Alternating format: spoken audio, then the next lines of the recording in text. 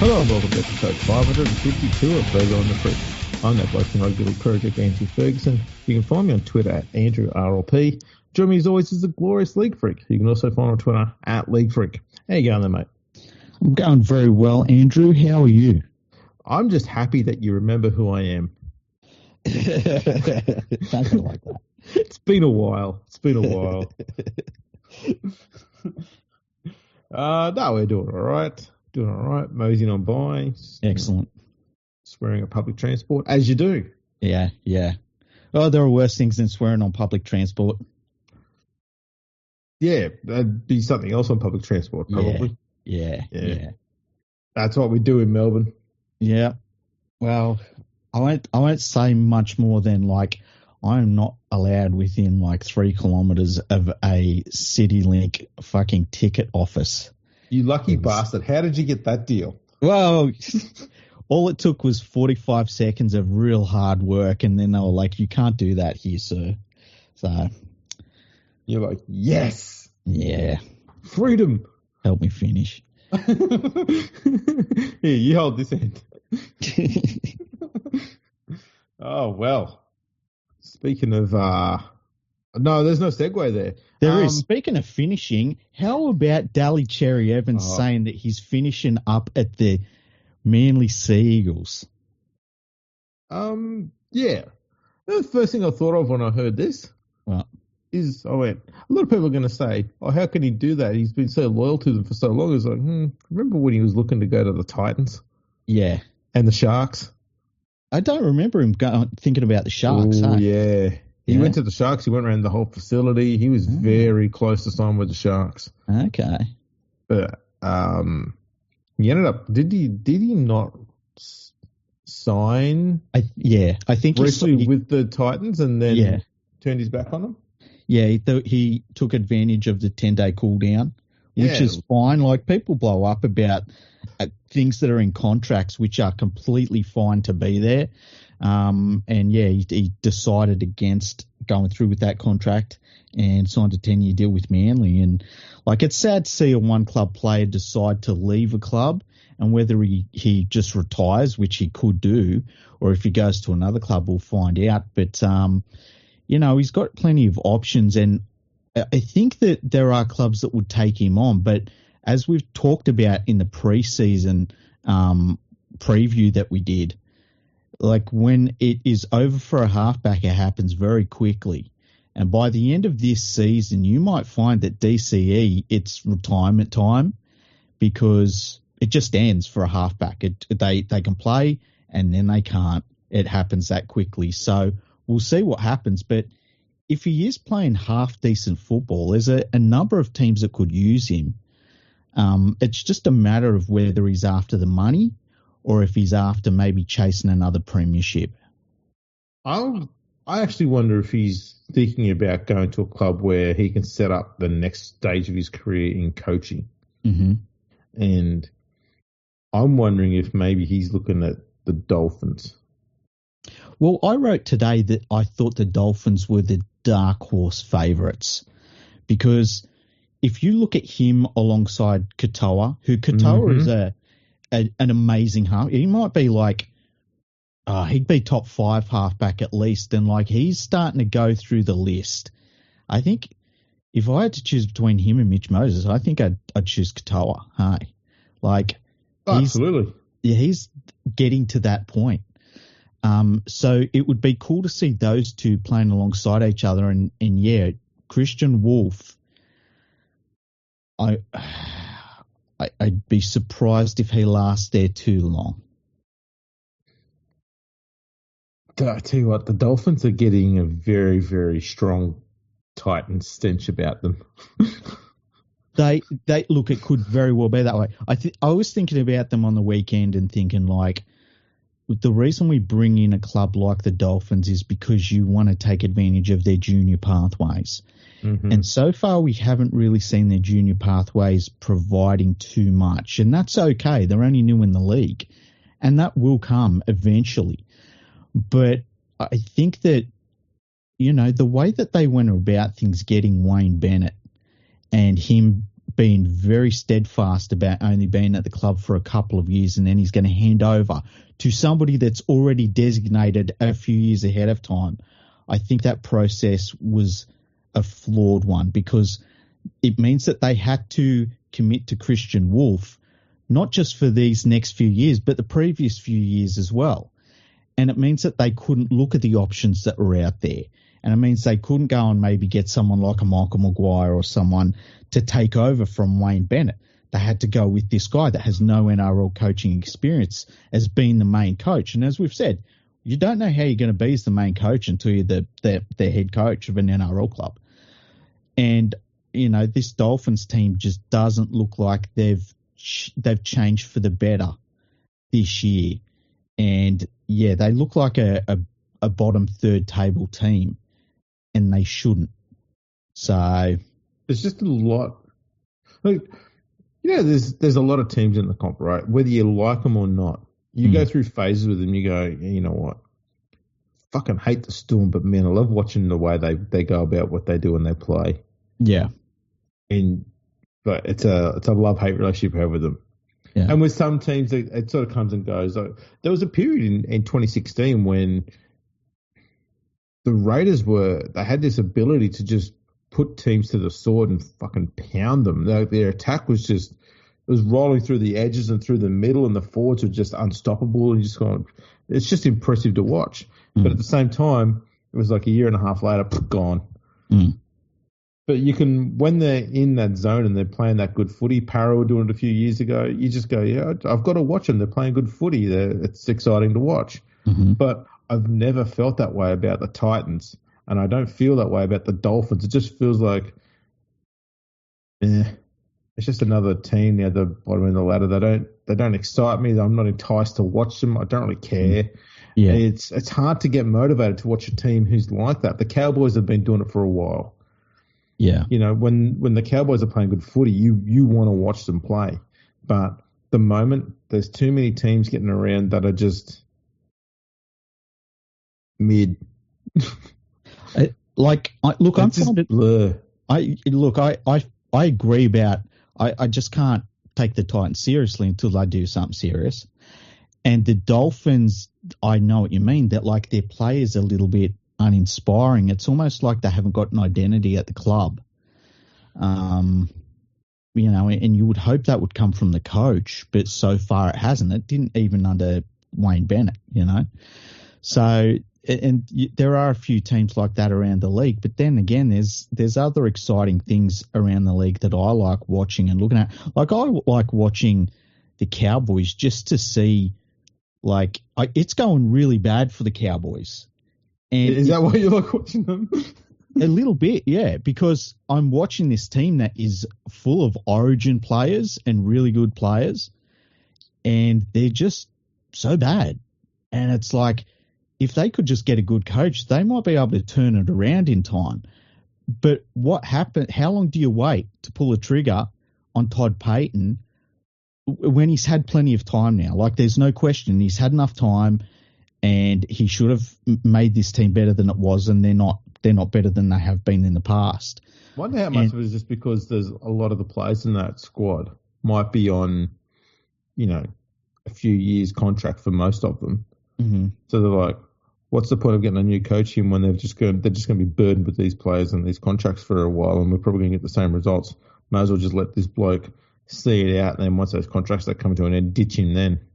Well, there's definitely the development cycle for NRL clubs is definitely longer than it used to be, even like 10 years ago. And I think that's why we're not seeing a huge turnover of teams at the top of the ladder. And I think a lot of that has to do with the best clubs were already going to their juniors and using that process to keep themselves good. And some of the worst clubs were too busy being bad to even think about their junior development. But, you know, I could see a case for that. But at the same time, you get the right coach to come in and they can turn things around pretty quickly. The thing I like to see is a team reacting to their coach. Like, and we saw it with Benji Marshall. When Benji Marshall took over the West Tigers, you could see the difference in the West Tigers. The results were still terrible, but you could see the effort that they were trying to make in defence. And some of these coaches, they take over a club and you're like, oh, they didn't respond. They didn't respond at all. And it's a real worry when you see that, because it's like, you know, what do you do? How long do you hold on to a coach? You don't do like the Canberra Raiders and hold on to them for 14 years and fucking pray. That Why not? Because it leads to loser shit. That's why, Andrew. It leads to fucking loser whinging shit. You can't stick around with the same fucking useless coach for 14 years. Otherwise, you end up being irrelevant like the Canberra Raiders. So that's why coaches don't get that long a leash. And because you want somebody that the team responds to. And that's why someone like a Wayne Bennett is really good. Teams normally respond to him. Obviously, Craig Bellamy.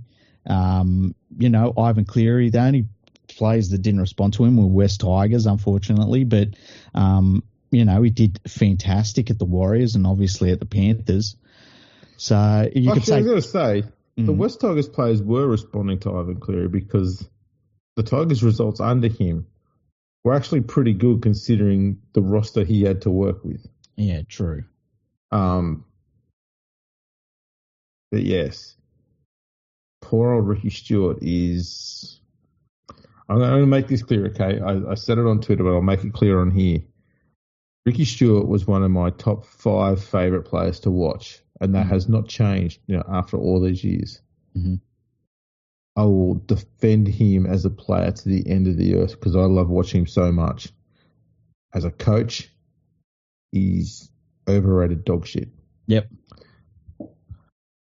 It hurts because the problem you get with that is because the shitty aspect of his career is what we're enduring right now. Mm-hmm. The concern is it might start to impact the good memories you had of him, and you're going to start replacing them with bad ones.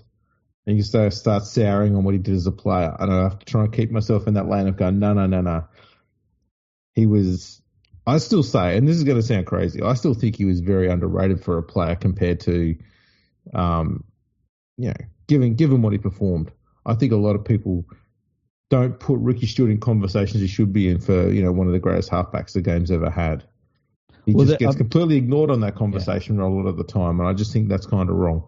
I think the injuries at the wrong point of his career, like the point of his career where he would be, you know, put money in the bank basically in terms of greatness, he was injured. He was getting a lot of injuries during that time, unfortunately. But, like, I agree with you, one of the best halfbacks of all time, and we shouldn't mix up the player with the coach.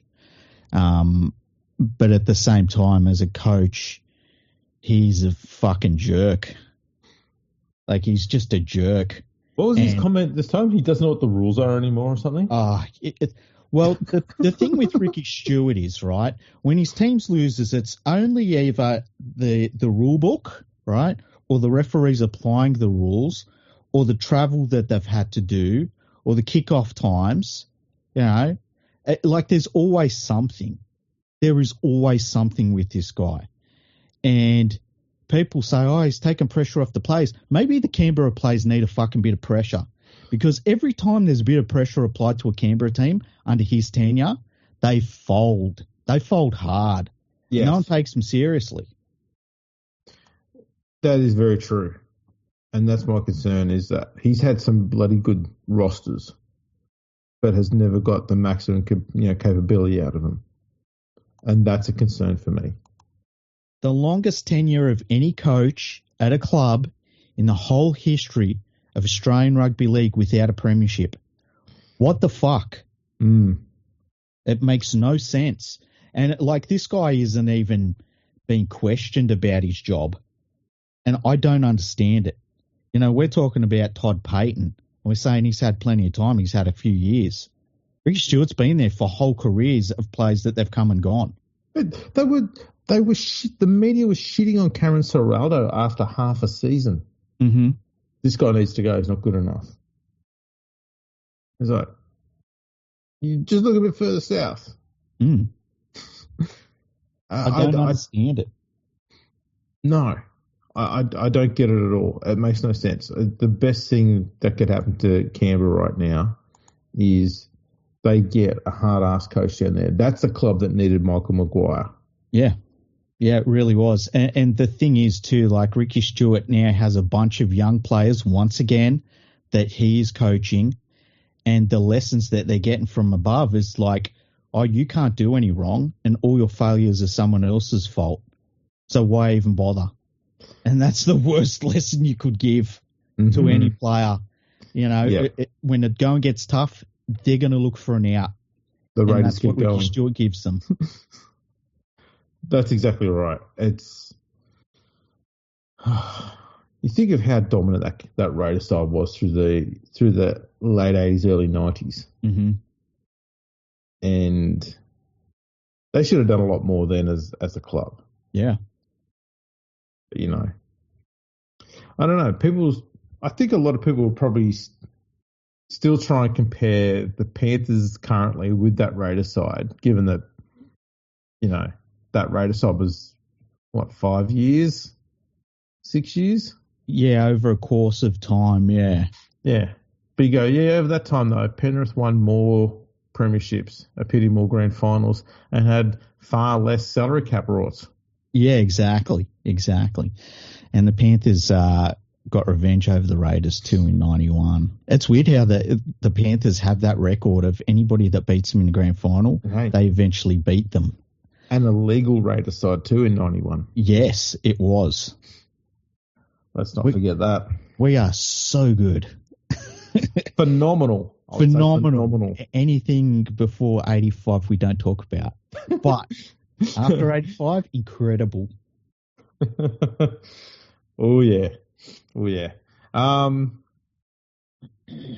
It's. I'm waiting for the articles in the media about which coaches need to be sacked and how not one of them will be criticising Ricky Stuart. Yeah, it'll be weird, but you know, the corporate media that covers rugby league has been, well, it's just been atrocious, and it's getting worse. It's kind of funny. Yeah, it's dog shit. It's dog shit. I was just going to ask you about the Eels. Yes. So we knew, I mean, it didn't have to be a fucking genius to figure this out. We knew Parramatta were going to struggle this year. Yeah. I'm wondering how much of it does fall on the coach. Well, the thing that gets me about Jason Ryles is he takes over the club, they want a big change, and they come out in their first two rounds and they just don't give anything. You know, they look terrible. And that's not the response you want from your new coach. And you don't know how a coach is going to be in the NRL until they've coached. The good thing was in round 3, at least they had some sort of response. That was good to see. You know, the jury is obviously still out, and it will be out for some time on his coaching ability. His assistant coach is Nathan Brown. We know his coaching ability. He's the fucking kiss of death. But at this stage, like, it's not an easy coaching job that he's got with this Parramatta team either. I mean, his halfback was out from the first round, and he won't have him for about 2 more months. So it's a terrible coaching position to be in for a coach. But that's the gig. You know what his the start of his tenure as the Eels coach kind of reminds me of? 2013. 2013. Do you remember who the Eels coach was that year? Oh, it was Ricky Stuart, wasn't it? It was. Remember what he did to that club and how long they struggled to recover from that from? He gutted them. Them. There was a coach at the Sharks did that too. What was his name? Yeah, it was a few years previous too, wasn't it? Yeah, what was his name? Richard Stewart. Exactly. And saying this, both the Sharks. So it was the 2009 Sharks. So when Stewart got to Cronulla in was it 2007? Somewhere around there. The Sharks weren't They weren't great, but they weren't shit either. Yeah, they were all right. He got them to the finals in 2008, and they were pathetic in the finals. They should have done a lot better than what they did. Yeah. But then they just died in the ass hard. Mm. They must have got the spoon the year after or went fucking close to it. And that's because he just went, okay, this is not working. Let's just gut everything and start over. Mm. And that didn't work. Went to Parramatta and went, right, let's just gut everything and start over. And that didn't work. And then went to Canberra. Like, let's just gut everything. He's going, can you just stop doing this? It's not working. And the thing is, okay. Maybe he learnt lessons though, and he was like, okay, I'm at Canberra. I've gutted everything. I am going to select the same players every week, no matter how bad they are. It's just gone the other way. But I think for both the Sharks and Parramatta when he got there, they did need to have a roster overhaul. Yeah. But the thing is, when you go and do that, if you make it, if you're too savage with it, you will not have any immediate success. And as we all know, like for a coach, if you go to a new club and you're dog shit from game one, doesn't matter what the players are doing, it's going to fall on your head. Yeah. So you can't go in and just be brutal the whole way through unless what you're getting rid of is part of the problem. Well, a good example. I think the problem that Stuart had was he wasn't able to identify which players were part of the problem, which ones were part of the solution moving forward. And so he just got rid of a whole heap.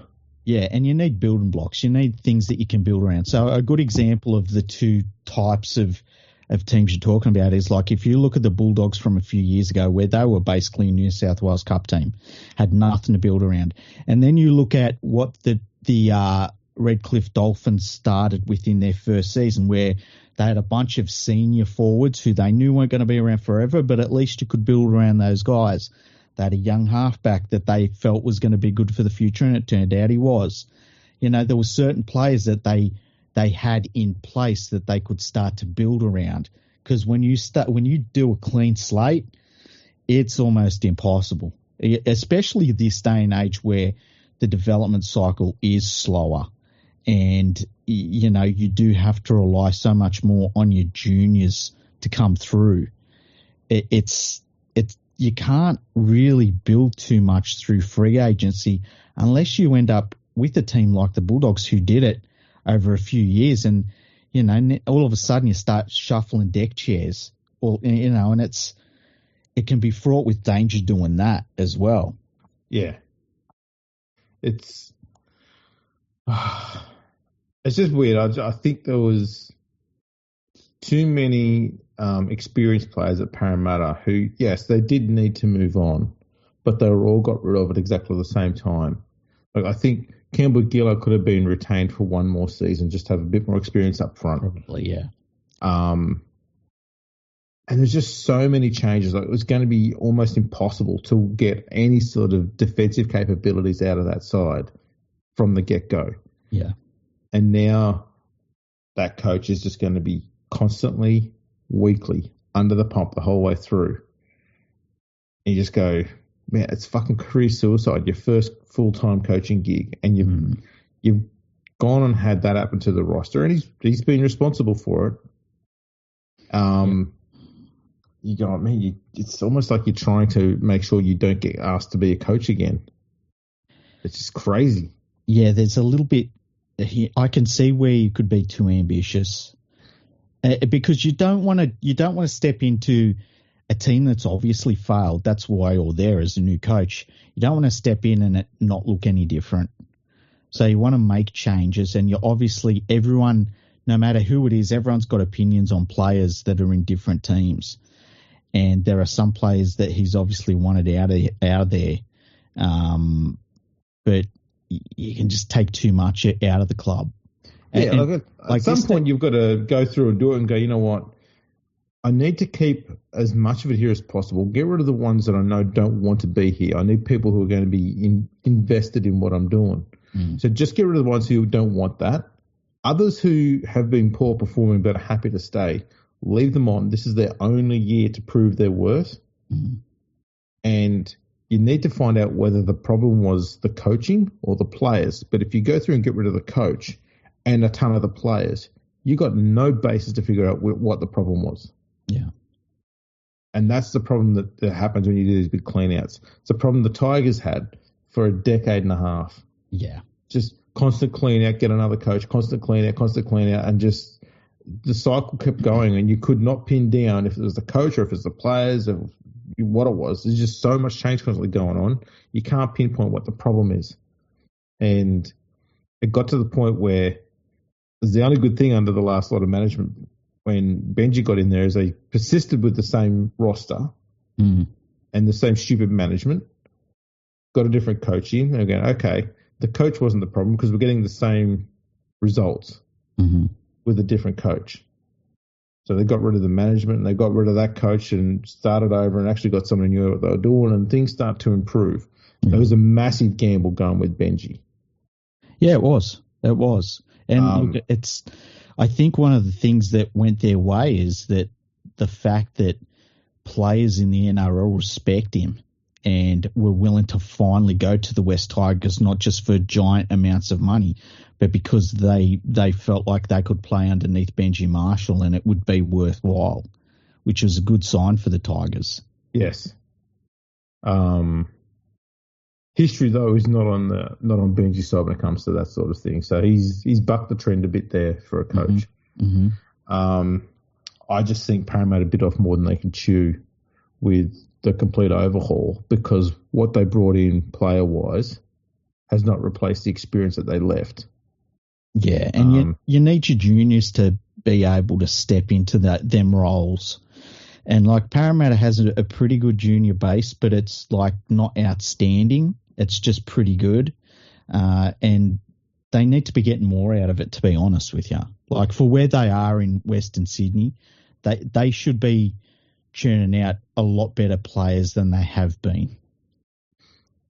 Yeah, I just started thinking right now, like when was the last time we actually had Penrith, Parramatta and the West Tigers and the Bulldogs, I might add, because they're all in that same area, all performing well at the same time. It seems like it's impossible to have. Yeah, I'm trying to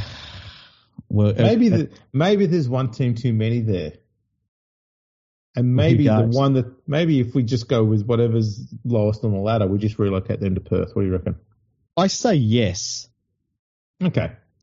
Well, I mean, we've fixed that problem. That should fix that whole issue with parts of Western Sydney being sucky. It's Parramatta's fault. Can we talk about? I thought it was maybe Penrith. They've got to be close. I think they've got the same amount of fucking. Oh no, Parramatta hasn't won a game yet. Anyway, let's talk about Penrith for a little bit. Yeah. Nathan Cleary's going to be out for their next game against Souths.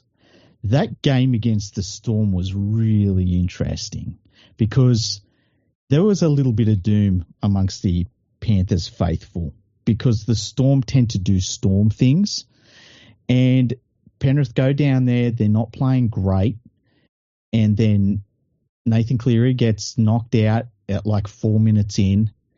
Penrith's down on the scoreboard, and it looked like it could have been a really long night. And they're being led around the field by Blaze and by Cole, and they did pretty damn good.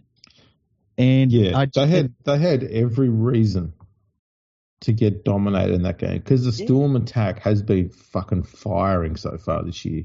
Yeah, no, look, there were points in the game where the Storm looked a little bit despondent. It was kind of strange to see. And look, I think the worst thing that could have happened for the Storm in that game is that they come out, Nathan Cleary gets knocked out, and they obliterated the Panthers because the Panthers are like a character out of a Nightmare on Elm Street or something. They would come back and haunt their dreams one day. But I think the fact that the Panthers can look at that game and say, we had every chance to just fold them, and we didn't. We pushed them all the way. And like they really did push them all the way in that game. And they did it with these young dudes leading the team around the field. It was a really interesting game for me. But here's the thing I thought about over the next few days. Mm-hmm. How does a great team fall off, right? How do you know when they're falling off? it's normally the fact that you excuse them. So you say, oh, yeah, they lost them, get that game, but they really tried hard and they almost did it like they always do. And there's only so many of those performances where you're just losing footy games. I think it comes down to when you see something that has been part of their genetic makeup while they're successful has changed. And for me, that is Penrith's defence. It's not their attack. Mm-hmm. Right, this Panthers defence has conceded 90 points in 3 games. It's the first time they've conceded that many points in 3 games since 2019. That's the bit that worries me.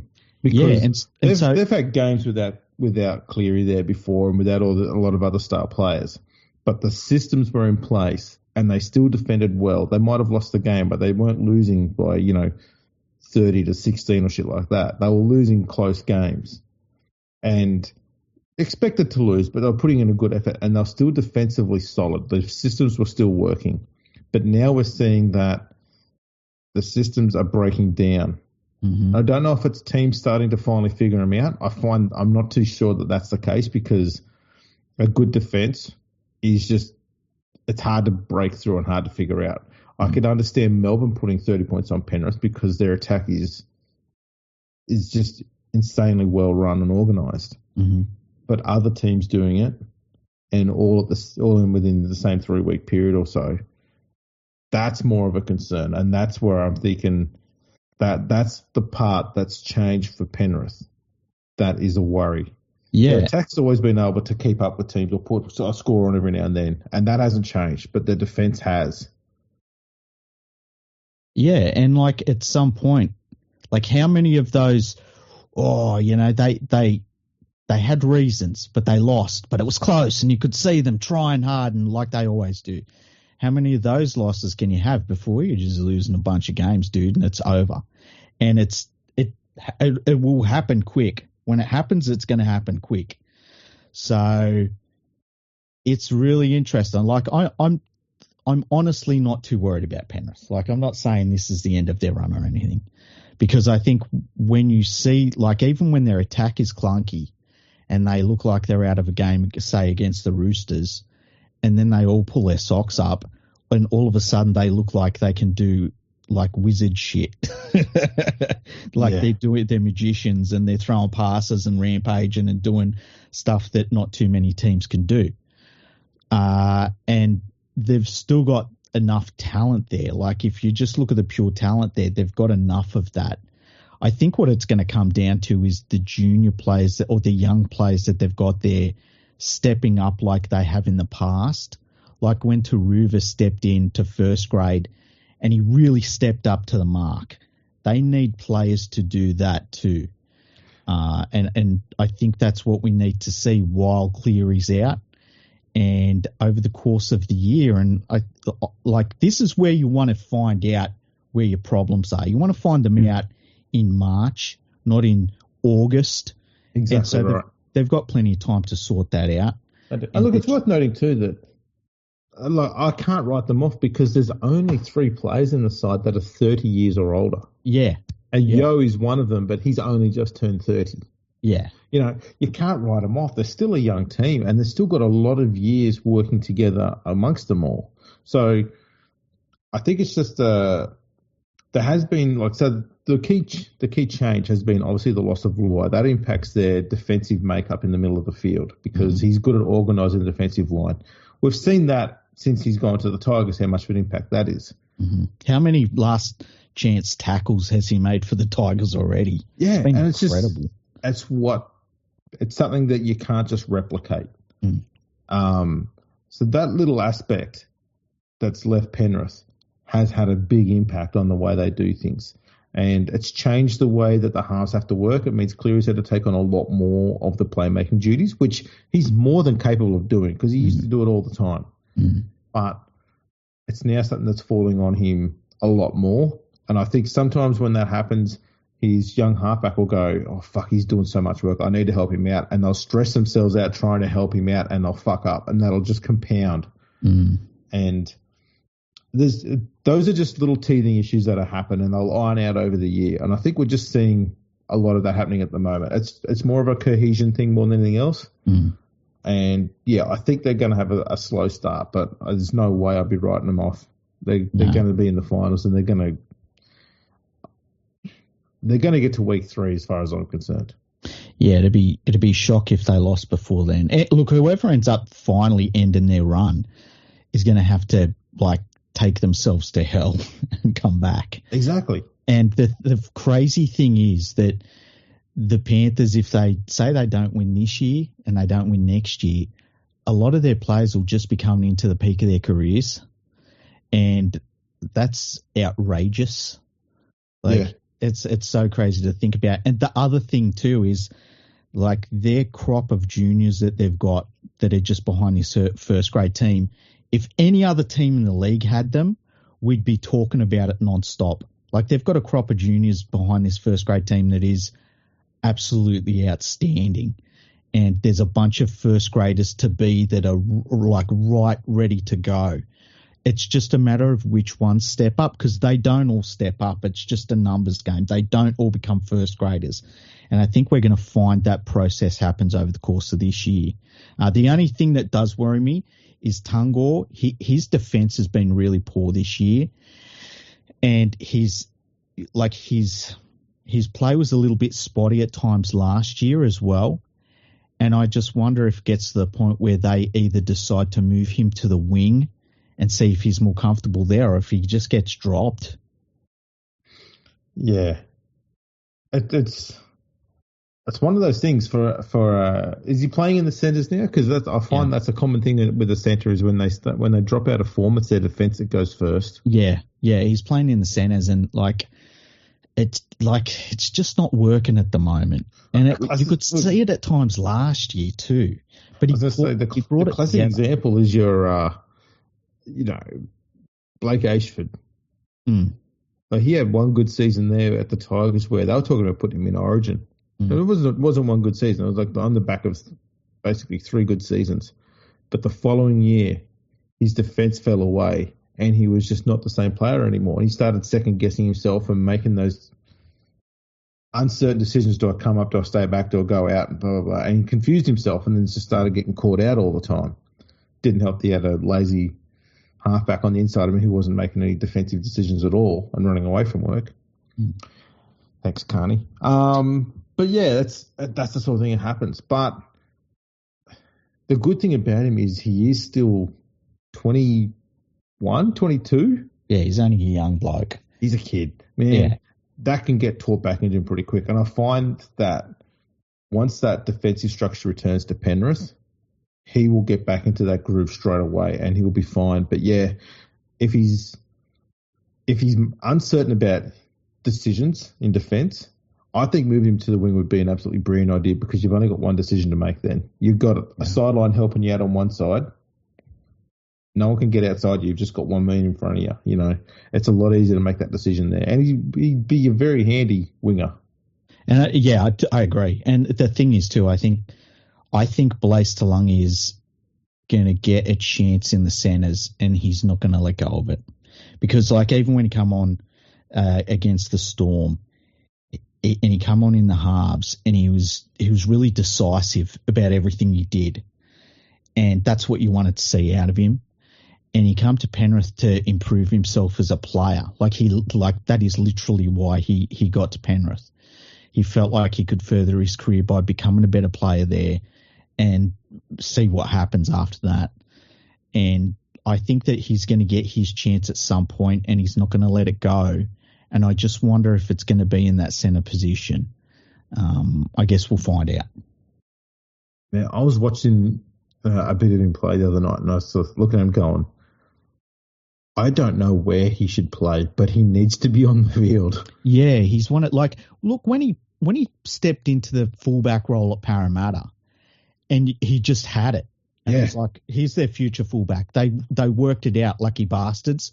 This is what happens after you have Gutherson. You just put this guy back there. And then they lost him. And it was holy shit, they lost him. And they lost him to Penrith. Yeah. It's a blessing for Penrith and they need to take advantage of it. Cleary is very big on making junior players really wait and bide their time until they're really, really ready. But I think that this young dude needs his time because I think every game he plays, he's going to get better. Do you think he should be at 5'8" next to Cleary? I know, and I say that knowing that I think I do have raps on Cole. I think he's a pretty good half. Yeah, Cole's pretty handy. But fuck, man, Talangi just looks confident in everything he does. He does, and you kind of want that in the halves. Yeah, I think that's why I think about him in the centres a little bit, because it'd take a little bit of playmaker pressure off him, and it would give him a little bit more space to work with, and I think that will help him. That'll be a good thing for him. I think if you chuck him in the halves, there's the tendency to burden him. It's going to be like a player like him with too much, I get what you know? Yeah. Whereas someone like Cole, if Cole's not a half, like a halfback 5'8", if he's not a half, he's not playing. You don't look at Cole and say, oh, he'd be an all right winger though, or he'd be an all right centre.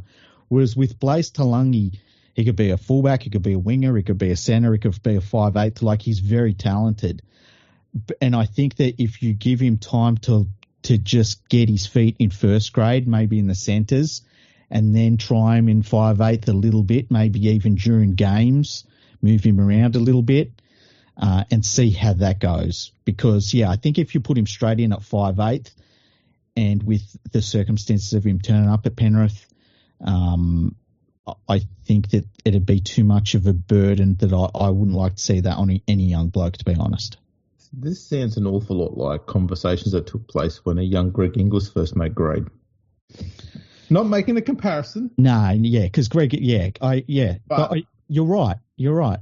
People weren't too sure where he was going to slot in because he was just this uniquely, Latrell Mitchell's the same, big body, but fast, agile, skillful. You're going, where the fuck do we put this guy? He's in the side, but where? We know he's going to be good no matter where we put him, but where do we put him? Yeah. Look, Latrell Mitchell, I think Latrell Mitchell would be a really good lock. He's big enough to be one. Mate, he could open the bowling. Yeah. Oh, shit. But he could be the second driver for, Williams. Exactly. Man, put him anywhere. He'd drive faster than Lawson for fucking Red Bull. But yeah, he is. Imagine Blaise Talangi, but if he was 6'4" and 110 kilos. Oh man, that was Greg Inglis. That was Greg Inglis, man. I remember he came in and people were just like, "Oh, this bloke could be on the wing," and then he went to the centres, and then he spent a year at 5'8", and they're like, "Fuck, he's good at everything. Where do we put him?" And he's like, "Oh, I want to play fullback." He's like, "Oh, we've already got Billy Slater. I'll just go to another club then." I love that he ended up playing in the same jersey that Clive Churchill wore. Yeah, I love that, and he won a premiership. To me, that's beautiful rugby league poetry. Yeah, absolute rugby league poetry. Yeah.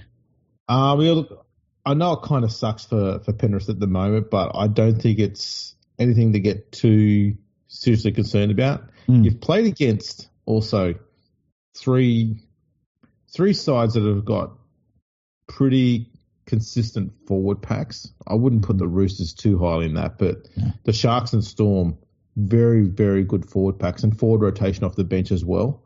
So it's just unrelenting there. And both the Sharks and Storm have got pretty good spine as well. Yeah. The fact that the Panthers got the narrow win against the Sharks and a narrow loss to Melbourne, I think that's not bad. Yeah. The loss to the Roosters was the only real concerning thing there out of that. Yeah. And look, as a Panthers fan, what are we going to do? Complain? Shut up. Tell you what, though, I'm looking forward now, and you go, okay, they've got South this week. They've been a bit. Well, they're not at the same level as Melbourne. Then you got the Cowboys on a struggle. The Dolphins are struggling. There's a fair chance that Penrith wins those next three, and everyone stops complaining about where the Panthers are at. And then they've got the Roosters and Manly. They start coming against teams that are in the the middle of the field there as far as form and stuff goes. But what if they don't? Like, what if South beat them on Thursday, right? And then North Queensland has a bit of a revival and they beat them. Like, and all of a sudden, Panthers have started the season terribly. It would be interesting. And people would lose their fucking minds. But I think if you got everybody in the league to write down the team they least want to play in the finals, if they don't all write Penrith, they're stupid. Ricky Stuart would probably write down the referees. I'm looking further. You look down the list further, okay? Mm-hmm. So around the origin period, this is round 10 to round 20. Mm-hmm. They go Cowboys bye, Knights, Parramatta, Tigers bye, Warriors, Bulldogs bye, Parramatta, South. Ooh, that's lovely. Yeah. and the line from Parramatta, so round 13 to round 20, there's 2 byes in there, and they play 5 of those 6 games at CommBank Stadium. Oh, nice. You know, so I don't think they're going to be worrying too much at this stage. They've got a rough draw for travel. Yeah. Not bad like Canberra. Canberra always have the worst travel schedule. Just ask them. Yeah, just don't ask the Cowboys or the Warriors. But the Raiders is always the worst. Yeah, the Warriors just have to travel over time zones and into a different country. That's not that bad compared to Canberra. That's right. And I mean, the Cowboys get to leave Townsville quite often, so that's an upgrade. It's a plus, yeah. But yeah, I wouldn't be hugely concerned if I was the Panthers. A slow start when you got some pretty big forward packs up against there and some decent ones. Even the Cowboys pack is pretty decent. And look, you know what I was like for the Panthers when they were leading up to being good. Like every time they had some grinding, horrible moment, I was like, good. I want these young dudes to learn. I want them to learn what it's like to bust your ass for 80 minutes and lose. I want them to learn what it's like to have to bust your ass for 80 minutes to just get a win. I like to see them go through shit because it fucking at the end of that process, at the end of it was a diamond that was, you know, from all the pressure that they had learned to deal with. And so if they go through that process again through the course of this year, go for it. Make it difficult for them. Yeah. You know, don't make the 5th one in a row easy. No. What an arrogant prick, eh? Especially when the last 3 were a walk in the park. Fucking simple. Had one of those games over by 20 minutes. It was basically just a training run. Actually, the training one was probably harder. We'll give him a 16-point head start. All right, let's start playing some footy, fellas. It's reel them in, just for fun. Yeah. I'd also like to say the Dragons look a bit more average than I thought they would. Yeah. And I didn't think they were going to look that great. Did you see that Shane Flanagan already was having a go at Lachlan Ilias? All I heard was him after the South game pretty much saying, I wouldn't want to be any of these guys when it comes to training tomorrow. It's like, whatever. They asked him about Lachlan Ilias, and I think he said something along the lines of like, you know, what do you think? Like when they said like, were you happy with his performance or something? And he's like, what do you think? And that's the problem at that club. Like it will never be his son that's the problem at halfback. It'll be everyone else, and that's why the only players they can get are discards from other clubs. Like no one of any quality wants to play under that bloke, and there's a reason for it. Like he was talking shit about Ben Hunt. Ben Hunt's the only player that played any good for the Dragons over the last few years, you know? I can't believe that he had the temerity to have anything negative to say about Ilias when I'd be surprised if Flanagan even touched the fucking ball in that entire game against South because he was just nowhere to be seen. Yeah, he's terrible. He is Ron Massey Cup player. When it got to the hour mark of that match and the game was hanging in the balance but the Dragons were still in front, Cody Walker just looked up and went, okay, you know what, I'm going to have a fucking crack now. And he'd been quiet all game. And he just, bam, like that, just took control of the match. Mm-hmm. He's like, yeah, that's what you want one of these top quality halves to be able to do. To be able to do that, you had one of those and you sent him to Brisbane. Yeah. And now you complain about the bloke that you bought to replace him with. And what's the worst thing you could do with a young halfback? Stand in front of the media and shit on him, Yeah. Especially when that young no halfback was doing the work of the 5'8" and the halfback, and Exactly. the 5'8" is the bloody coach's son. Exactly. Who's an absolute flop. Yep. The other problem with that game, which no one mentioned, was the fact that Valentine Holmes missed 3 goals, which also was a major contributor to why they didn't win the game, that they lost by 1 point. Yeah, look, Valentine Holmes, it's almost over. The cow, and it would look like it was pretty much over last year at the Cowboys, and it's just on the same trajectory. And it happens. Every single Clive Churchill had to retire, so it's not the end of the world. I'll fix them. Okay, I'll give Shane Flanagan a bit of advice. Okay, You've got these players here now. We're just going to have to wear them for what they are, right? Valentine Holmes, move him to fullback so he stops being exploited in defence and getting run around all the time, right? Gutherson moves from fullback to 5'8" because he's more of a 5'8" than a fullback, and he's much more of a 5'8" than Cole Flanagan will ever be on his best day. Yes, that's true. Cole Flanagan should be able, without any drama, he should be able to run the water bottles on Saturday morning for the under-9s, and that's going to help their attack a lot more and improve their defence out wide a bit more. I don't care who you put at centre. Yeah. It doesn't really matter. Yeah. You can put anyone you want at centre. It'll be fine. But they've got to do something along those lines, because the problem Holmes had at the Cowboys was he would get caught flat-footed too often. He's not slow, but it was easy to get him flat-footed, and that was just the easiest thing to do there was to have one person run a straight line on his inside shoulder while you're sliding outside him, because you just sit there and go, who do I take? And he's like, dude, fucking slide, all right? Your inside man's going to cover the fucking bloke running straight. You slide every time. You're on the edge. You got to keep sliding, and he just stopped every fucking time, and he just left his winger isolated, and he's doing that here. Yeah. Just put him at fullback for fuck's sake, so he gets hidden from doing that shit. He can still he does good kick returns. He's safe under the high ball. He does have a decent passing game on the edge. He would be much better, he'd be a much more serviceable player at fullback than he is at centre. You're going to hide his weaknesses a lot better, and you're going to be able to make better use of the advantages that he does have. I just don't know why they're fucking over their team to find a way to put Flanagan in the side, and it's just stupid. Yeah, it's going to kill them, and it's how long do they persist? I can't look if they're privately owned, which gets me, because if I owned this club, firstly I wouldn't have signed Flanagan. But if I ended up in the position where this was my club tomorrow, like someone handed me the keys, I would be off my head about this situation. But it's weird. They got bought by a private owner, and the private owner just hasn't really applied the pressure at all for the club to perform. It's really strange. Yeah. If I was the owner, I'd just say, right, you get all the coaching staff, all the players, all the administrators there that says, right, everyone with the surname Flanagan, and they step forward, and you go, right, goodbye. Yeah. And you go, right, we're going to move forward from here. And then the second thing you do is just say, someone, please employ Matt Cooper to do something so it doesn't cry for the next 20 years about needing a job like fucking Ray Price used to at the Eels.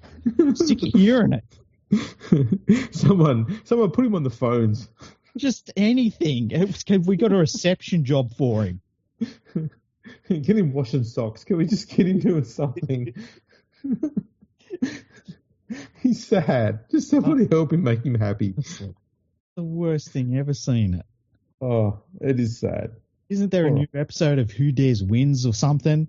Is It's a Knockout still going? Come on, man. What would his name be on say Gladiators? Oh shit! I'm no good with gladiator names. Oh, what was Mike McGaw's name? Hammer. Was it Hammer? Was it? It was Hammer. If you get Matt Cooper, and then his nickname could be Kleenex. Yeah. I feel like it would just be Coops. Yeah, I don't know. That's all he knows. hoops. Oh, boy. Yeah. All right. Can we talk about the best defensive team in the competition at the moment? Yeah, we can if you want. I'm sure you do, because, half the players you were watching wearing Panthers jumpers last year are winding up in this side. It's fucking like half the Panthers players or Panthers juniors. I love the way the player movement's gone. Like, there's been a bunch of Panthers players who've gone from Penrith to the West Tigers. Mm-hmm. A bunch of Tigers players have gone over to Manly. Mm-hmm. Yeah, it's kind of weird. Like, it's going to be good for Manly's future, because eventually the Panthers players will filter into Manly, and then they'll be going good. That's what I hope. So I'm going to say Terrell May has been possessed by something fucking insane, because he's been playing some amazing footy so far. Yeah, he has. Some of the numbers he's posting are ridiculous. It's crazy that the Roosters didn't want him. He just looks very, very good. He did last year too for the Roosters. I thought he was their best forward, even though other players were getting all of the accolades because they were legendary awesomeness, great forwards of all time. Just ask them. But he was their best forward last year, and he's come to the West Tigers, and he's taken a step forward in his development, which is good to see. And he's really established himself as like the leader of that pack already. It's great. Yes, he's obviously got something to prove, and he's proving it. Yeah, he has been insane. Royce Hunt also. I was a bit concerned about whether he was going to be putting in or not, because remember he made that comment in the offseason he was thinking about retiring, and then he went to the Tigers instead. But man, he's delivering. Yeah, he's been tearing in off the bench, and just that's what he's so good at. Like, he's doing exactly what you would have hoped to get him to do. It probably helped him to get in a new environment and around so many young players, but then you had like veterans come in that were, I just think being around Jerome Luai must have been amazing for this team as well. Like, you see the leadership he's providing this team in each game, and he's talking to everyone, and like we talked to earlier about the last-ditch tackles he's making in every single game. And, you see a dude like that around the place, and you know that the standards have changed. And then May comes in as well, and, it's just, things have changed. It's good to see. And they're doing all right. The best defensive record so far. That's great. And yeah, it's going to be interesting to see how they go this year. I still don't think they're going to make the finals, but no. Look, I'm much the same. But I don't think they will, because they haven't really had, real stiff opposition at this stage. The Knights were absolute dog shit against them. Yeah. And the Tigers gave the Knights so many opportunities, and the Knights were just so lackluster and taking advantage of them. Mm-hmm. Parramatta were just trash. Mm-hmm. And again, the Tigers were not exactly great in the first 25 minutes or so of that game. And it felt like it was around halftime in that match when Luai finally got a grip of his role and how he had to play in that side. Yeah. Because fuck me, he switched on really good in that second half. And he's doing this thing that he used to always do at Penrith, but on the left-hand side. He's now doing it on the right-hand side for the Tigers, where he drifts, and he's drifting steadily, and then he just straightens off his right and takes one step towards the defensive line. Doesn't run to it, but it's just enough to make the defensive side go, huh? And they stop and they straighten up, and then he sends out a good ball at the same time he does that step, and just catches the entire outside man standing still. And I wouldn't be surprised if he goes that way a lot more, because I think he's got Dewey on that side as well, so he's a good ball player as well.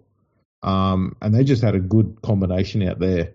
That's been working well. The other player that surprised me has been Jack Bird. Yeah, he's been really good so far. Happy to eat my words, man, because I did not want him at the club. I thought, nah, you just got rid of Bateman. Why buy this fucking bloke? And fuck me, I'm very glad to see that he's proven me wrong. He's playing great footy, and he's been very, very good defensively, which has been the biggest surprise. Yeah, you know what? He's taken up the traditional West Tigers role of being a bit of an undersized forward. But yeah, he's been great so far for them this year. I was the same as you. I thought that's a terrible signing. It's turned out to be a good one. It's just, look, everything's going in the right direction, and they've still got a couple of issues, like especially with their outside backs. But you can go through your outside backs ranks and find the right person for the job. That's easy enough to do once you sorted out the middle of the field. And the middle of the field for them is a lot better. Like with Appy, and you got Luai, Galvin is still, he looks like he's developing in the right direction again. Their forward pack actually looks like they've got some sort of spine to them. You can work on the edges. Buller's going to be the fullback. So that's another area where you don't have to worry about. But yeah, it's cool. It's cool to see them finally look like they're not chasing their tail. They've got their feet under them finally. Yeah, and they're getting off to a good start is so good because they are such a ridiculously young side. Yeah. That getting off to a good start means they're starting the season confident. There's a fair chance they might be able to rely on that youthful confidence to get them through a few tough games coming up. Mm-hmm. Whereas if they had started sluggishly and then had just a few even mid-table teams that were playing reasonably well, they'd be throwing those games away. And next thing you know, they've lost 6, 7, 8 in a row. It's like, oh, fuck, here's another spoon. But because they've got off to a good start and they're playing good footy, there's a chance they're going to do enough to avoid being the wooden spoon team. And Parramatta's doing their best to help them out as well.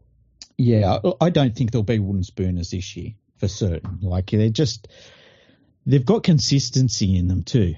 Like, and, they're going to win some games just by the fact that Luai's going to drag them to a couple of wins. Yes. So it's fun times ahead for the West Tigers, finally. There is. Now, I've just decided right now that we're going to have our first ever brief segment. Okay, what is it? It's a number of days since John Bateman's last win in the NRL. By kickoff this weekend, it'll be 363 days since his last win. His last win was April 1 last year when the Tigers beat Parramatta 17-16. You know what? To be fair, he's been a really good signing if you're the other team that are playing against the Cowboys. Manly, Sharks, and the Broncos all agree. Yeah, he's been like, it's fucking hilarious seeing some of the shit that he does. And it's the stuff he did for the West Tigers and the stuff he did for Canberra. It's just like, what is he doing? And I don't know how, like, the commentators just like saying his name because they'll be like, oh, Bateman with the tackle there. And it's like, he barely was the third man in. He's the canary in the coal mine for the Cowboys. Like, if he's in their side, there's a problem, and he's in their side, and there's been a problem. Yeah, I will say, right, when he first came to Canberra, he was playing very good footy. There's no doubt about it. But when he returned to Canberra after being in England, that first season back, he's just gone, nah, it's gone. He's just gone, no, I'll sort it out. I'll just keep at it. I'll go to another club. I need a change. I'll go to another club. And he goes, no, I just need to go back to England. I'll be right. I'll come back. It'll be fine. He goes to another club and he goes, you're running out of excuses, John. Yeah. He's now getting to the point where he's only going to get signed by either Parramatta or the Titans. The Titans. He would be a very good Titans player. His problem there, though, is they actually do have decent back rowers, so he's probably not going to get picked there. So Parramatta it is. I wouldn't be shocked if when they get rid of Payton, they get the new coach come in and they say, listen, dude, just go back home. Just like, I'm not going to pick you again. You've got no future at the club. Just leave. Actually, do you reckon Flanagan would sign him? In a heartbeat. He probably would, wouldn't he? He would. He would. That'd be great. Just watch him go to another club and keep losing. Oh, lovely. Well, that was a great segment. Speaking of segments, what's the one we've got on Instagram now? The Monday Meltdown. The Monday Meltdown. Yeah.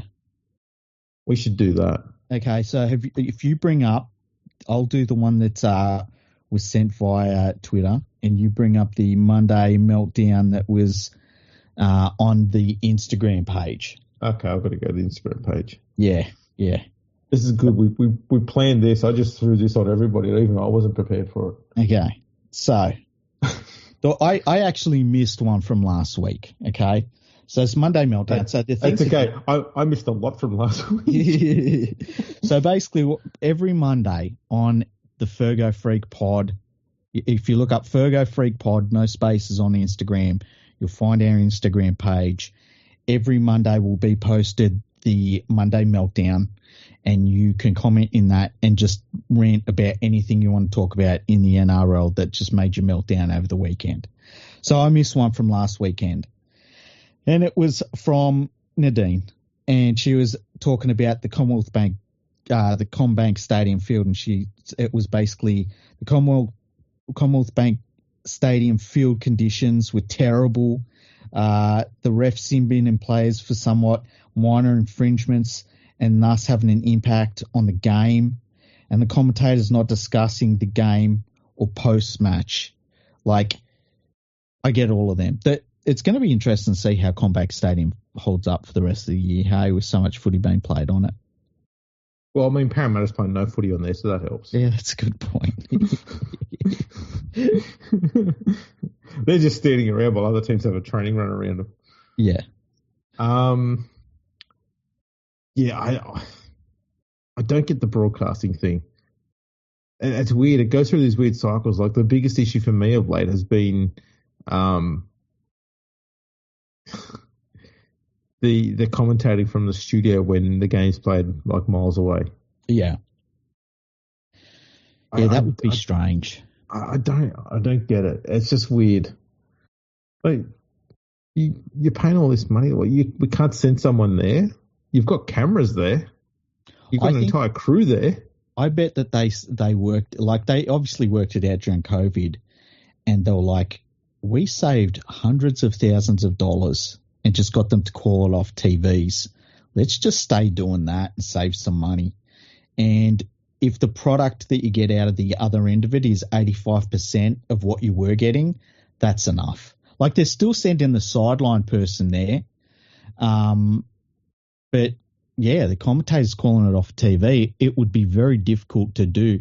Like, I just know from the commentary I did on the radio, my eyes were all over the field all the time, just as I guess you'd call it a color commentator.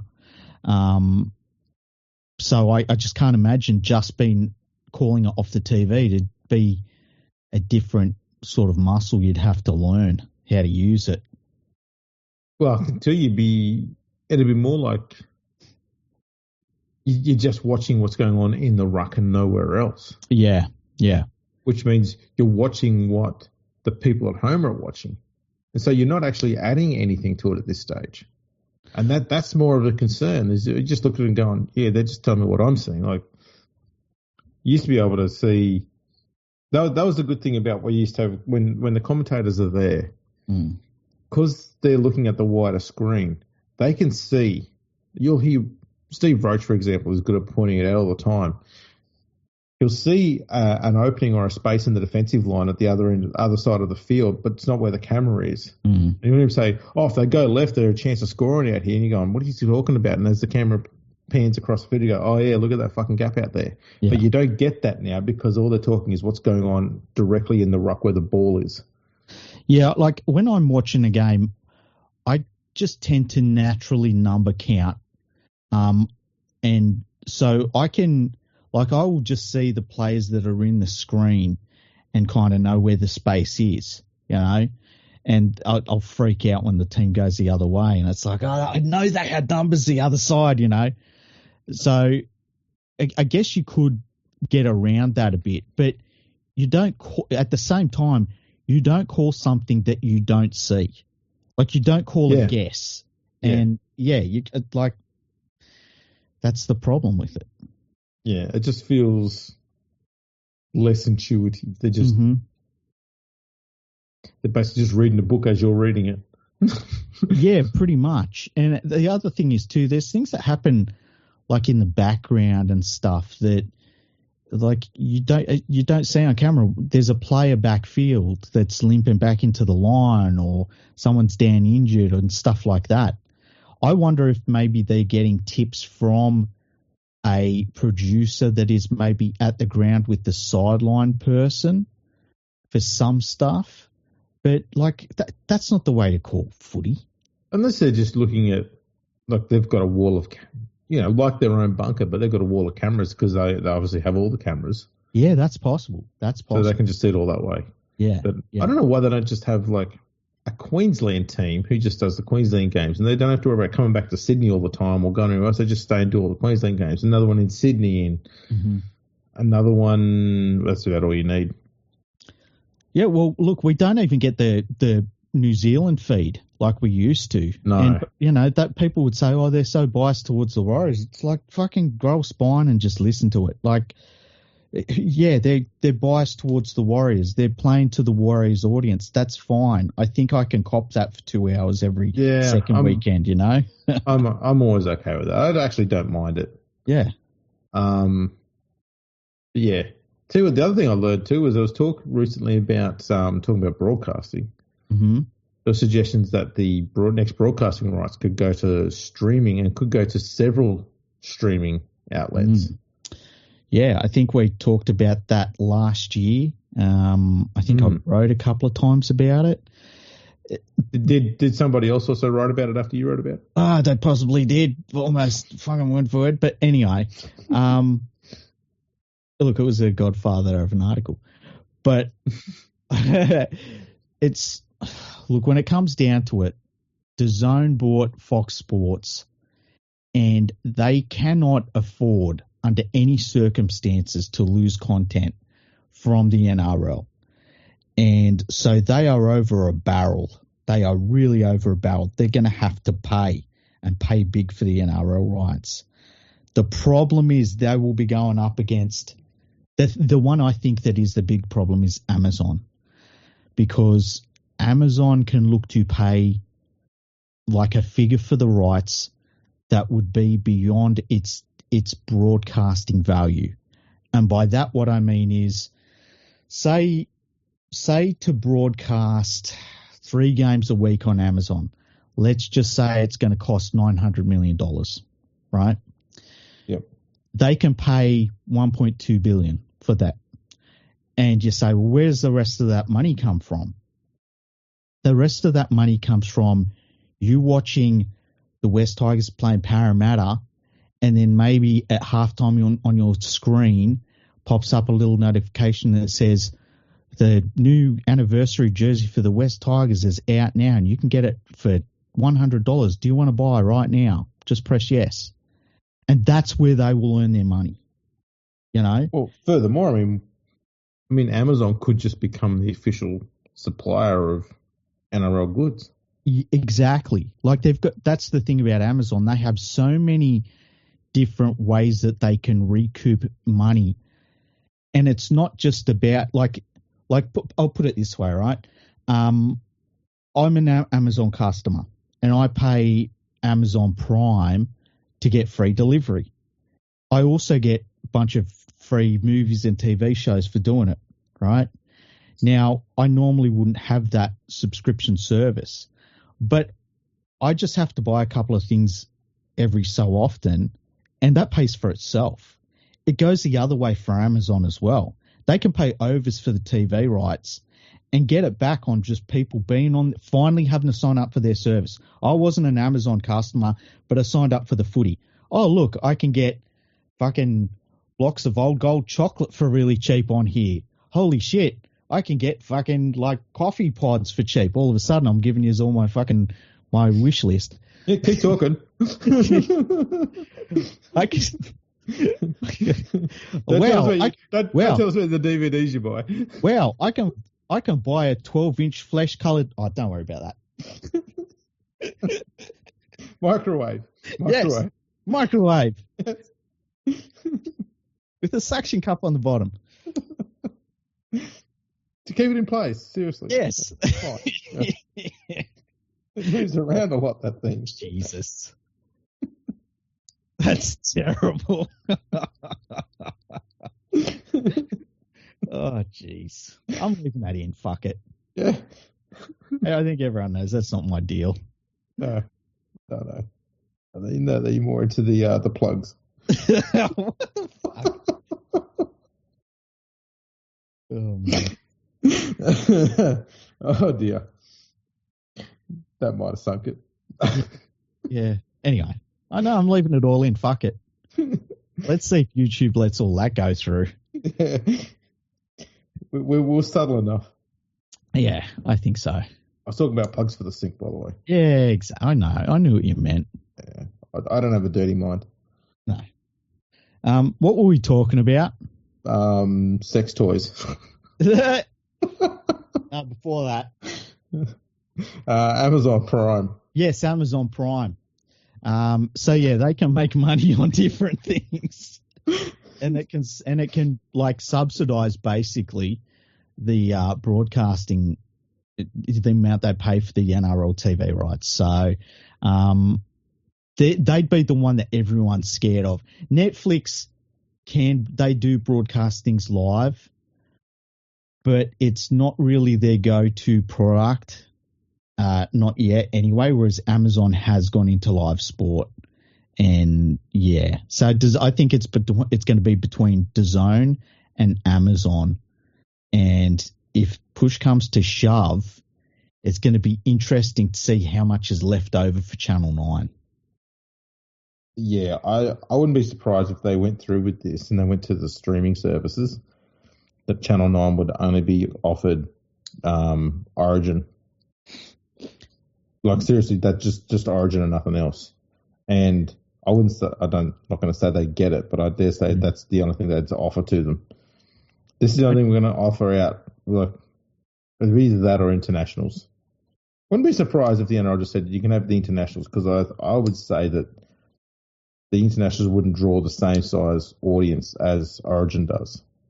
Yeah, I think it'd be actually a really good thing for the internationals to just all be on Amazon. Or whatever service. I like Amazon just because it's cheap. It's really cheap to sign up for it. I don't work for them, I swear to God. No, but I mean, you've also already got a membership, so it's not going to cost you anything if it changes over. That's true.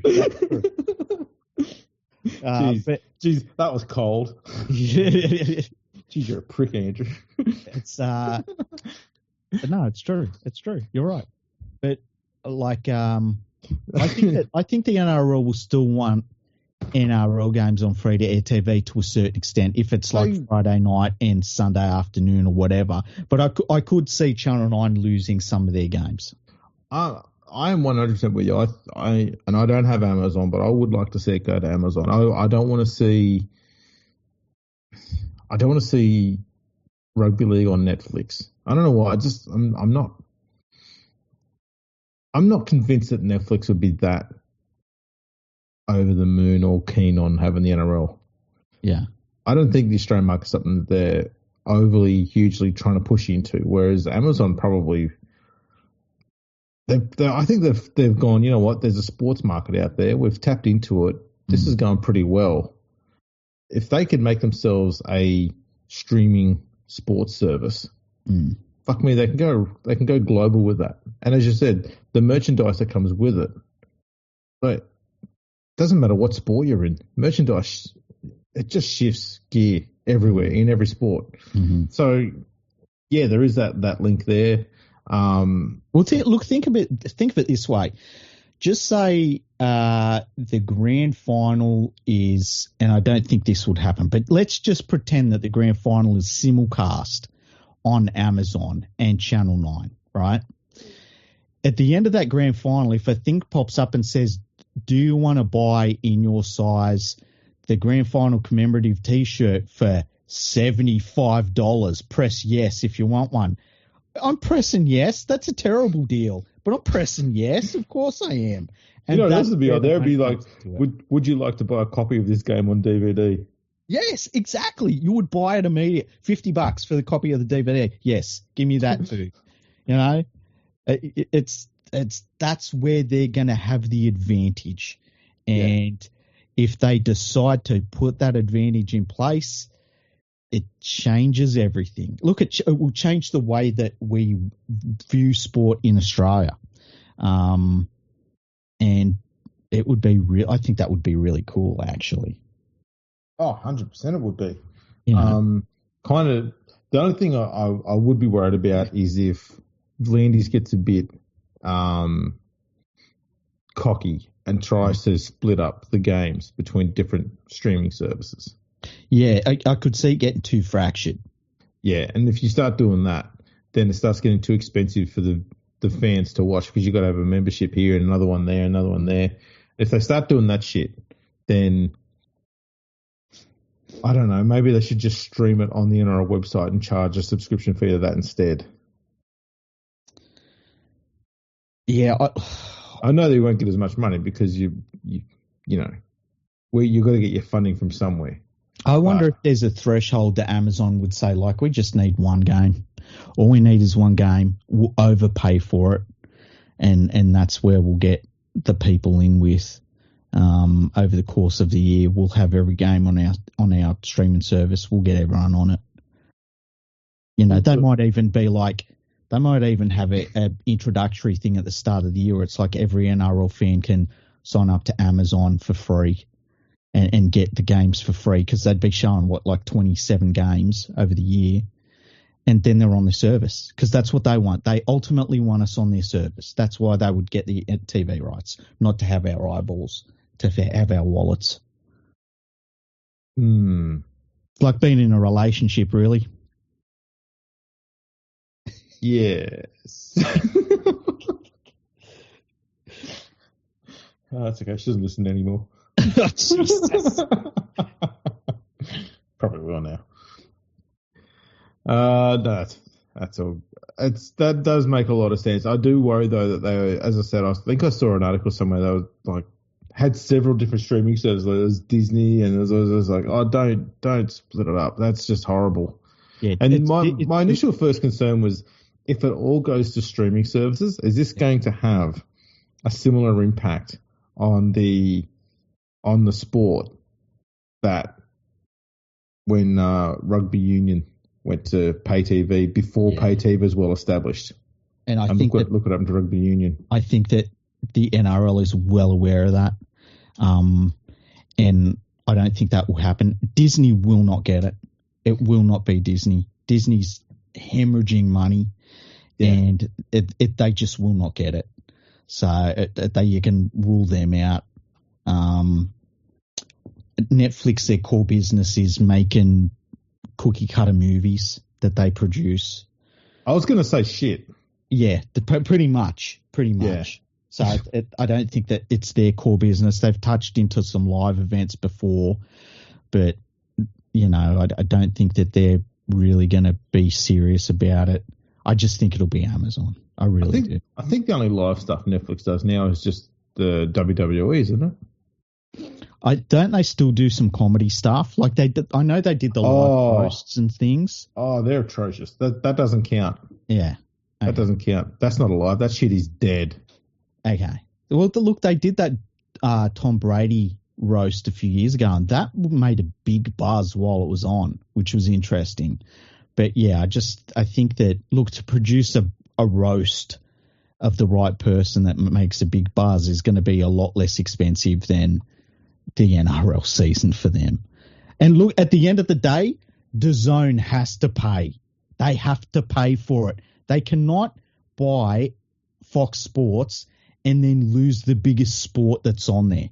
If they did, they've just thrown away all their money, because Fox Sports with just the AFL and all the minor sports on it, it doesn't make money. It wouldn't make money. No, God, no. We've been carrying it for years. We have. Look, that's what the Super League war was about. So that so that rugby league could fucking carry Fox Sports and pay television. And it did that for like 15 years or so, and then the Independent Commission come in, and now at least it's a fucking negotiation. So if they go the way of the dodo because they don't pay up, fuck them. I like it. Yeah. I like it. What other Monday murder? I've got one here from Lightning McQueenian, which came in yesterday. Mm-hmm. He says here, this whole Dylan Brown saga. I'm over players signing throughout the season. Watching his insipid performance yesterday only made me double down on this opinion.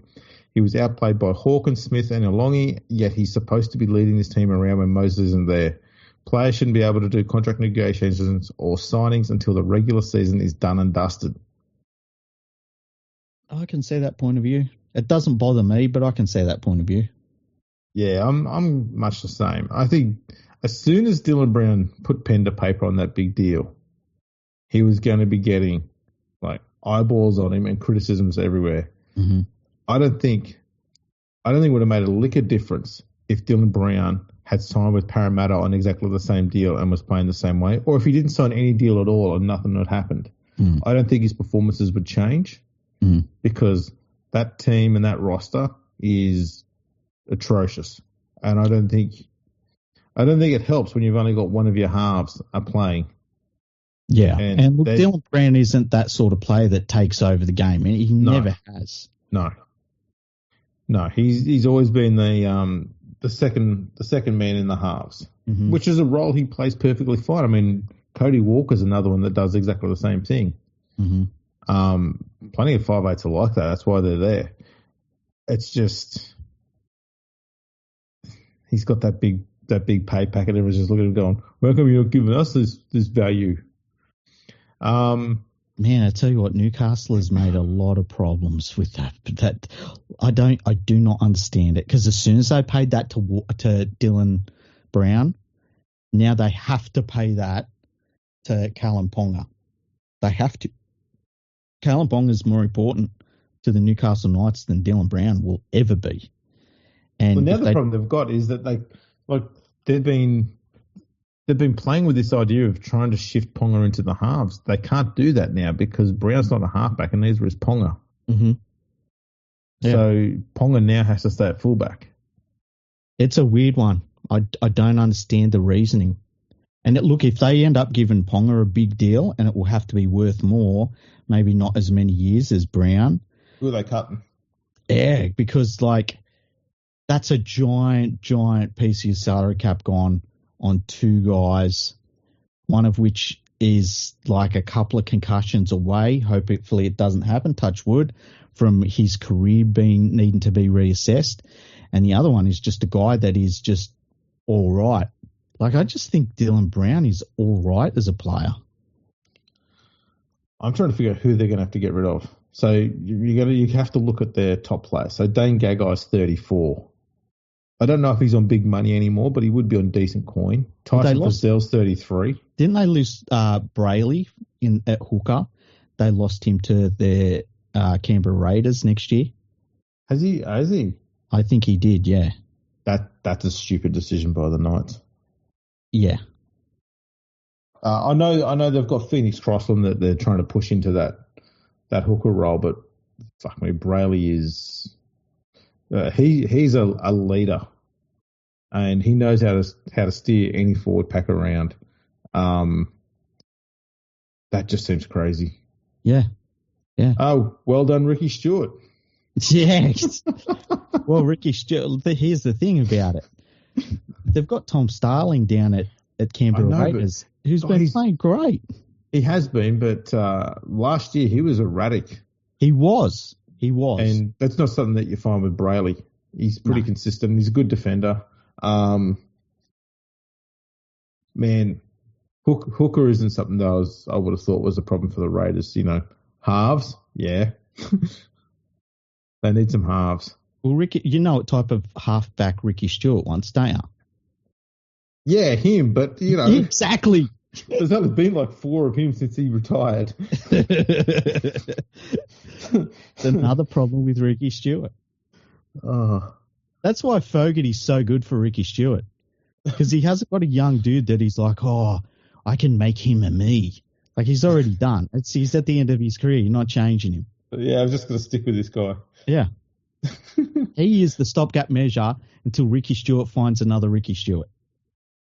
Oh, and he'll get some young halfback and he'll ruin him. Who's a good young man? You get Luke Brooks down there. Well, isn't it funny that Luke Brooks goes to Manly? Now next year, Luke Brooks is their number one halfback. We all know how that works. Oh, man. That's crazy, that whole DC thing. Did we even go through that? Yeah, we did it. We talked about it for like fucking 50 minutes. It was, oh, man, it's just mad. Where's he going to go? He's going to go he's going to go to Penrith. Do you reckon he will just retire? That's the one question I didn't get to ask you. You know what? I wouldn't be shocked if he did. Yeah.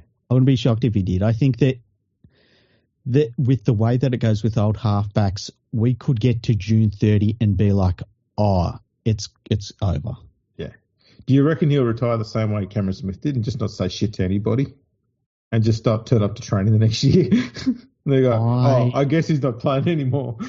You know what? I don't think I think he would have that in him, but I don't think he would, because he's always been the sort of dude that has been very professional with the way he's treated his career. So I think he would have the full press conference treatment and do it very professionally. He's been one of the most professional players we've ever seen, I think.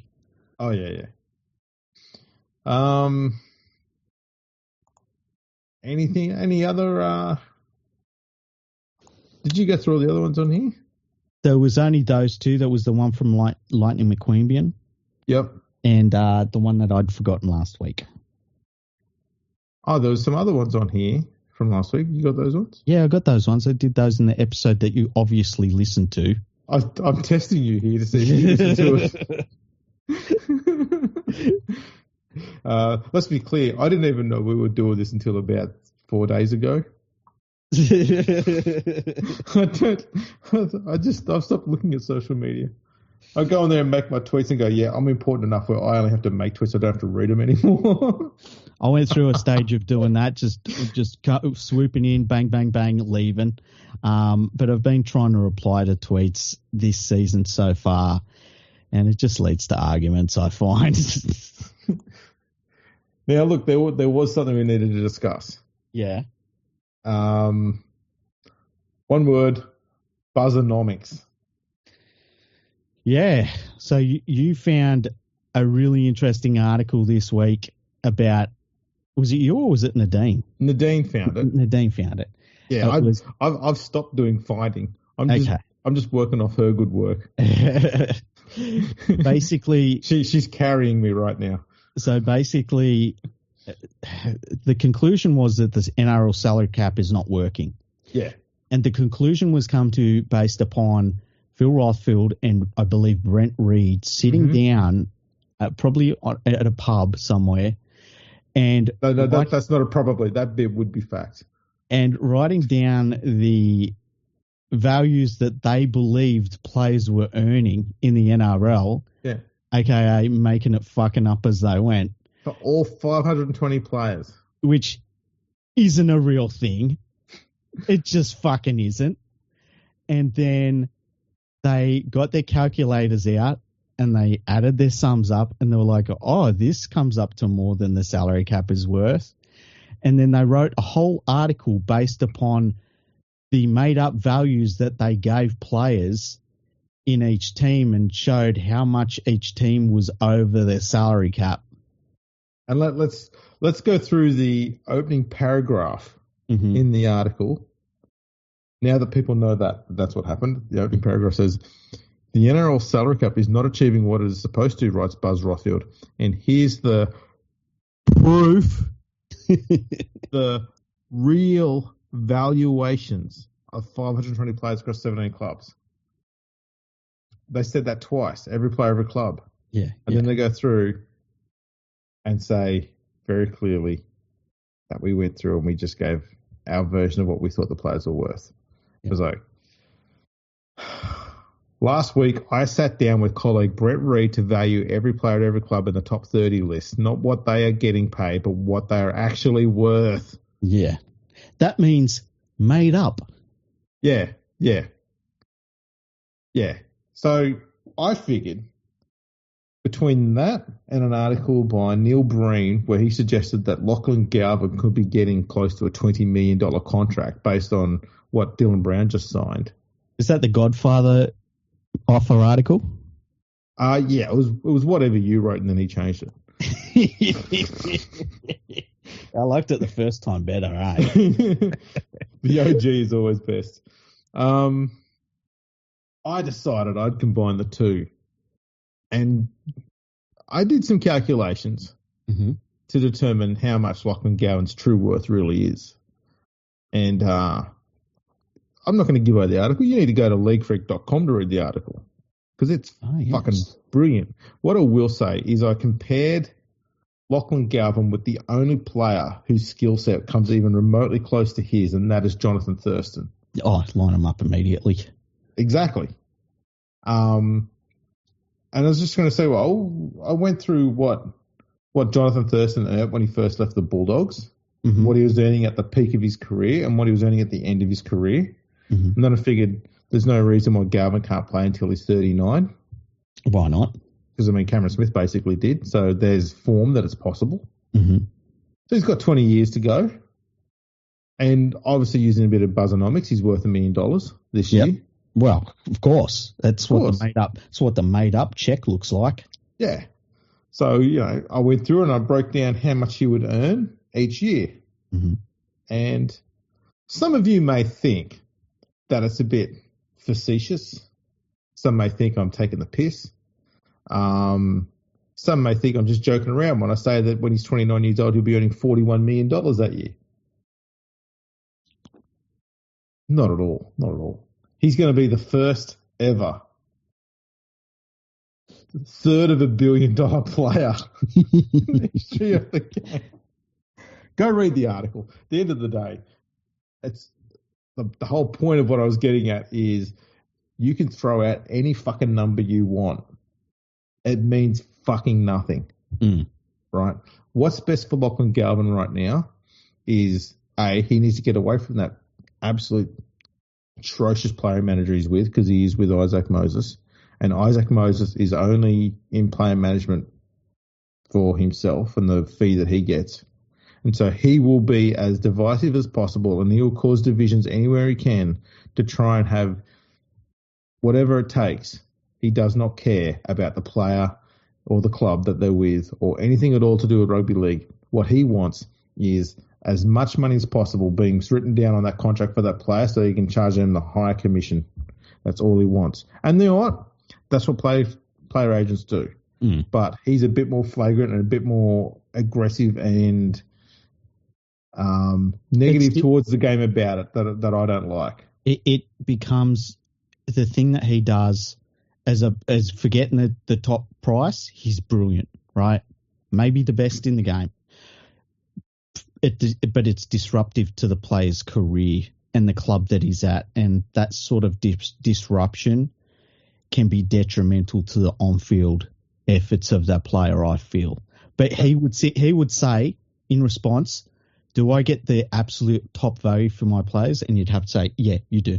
Absolutely. And I'm like you, I'm all for the players getting the maximum value they can out of every contract. Yeah. But I don't want it to be to the detriment of the player or to the game itself, because without those two things, there's no fucking contract to be written anywhere. Yeah. Like, it needs to be a bit of balance. And obviously, this is all just my opinion. I don't know any of this shit for real. This is just my view on what goes on there. But there's been a few incidences where players who have got Moses as their agent there's been a lot of drama and stuff that goes on about their contract signings and what they're going to get and stuff like that. I just don't like the whole aggressiveness that he goes with. It's a bit over the top at times for my liking. Yeah, and look, at some point, there's a decision that gets made by the players. Like, I understand that they've got their management, but at the end of the day, the player is the boss, and they dictate whether they want that to be happening with their name or not. And the way I would line it up is like, do you ever remember fucking Isaiah Yeo ever signing a contract with Penrith? Like, I've never heard Isaiah Yeo's name being talked about in terms of a contract with Penrith ever. No. He's been there his whole career. I was just having the impression he just turns up and he just does it for free. Yeah, exactly. It's like, but having said that, would Isaiah Yeo earn more money if he had all of that stuff swirling around? He probably would. But would you rather have all of that swirling around happening, or would you rather have that sort of settled, steady career of Isaiah Yeo? It's different for everyone, you know?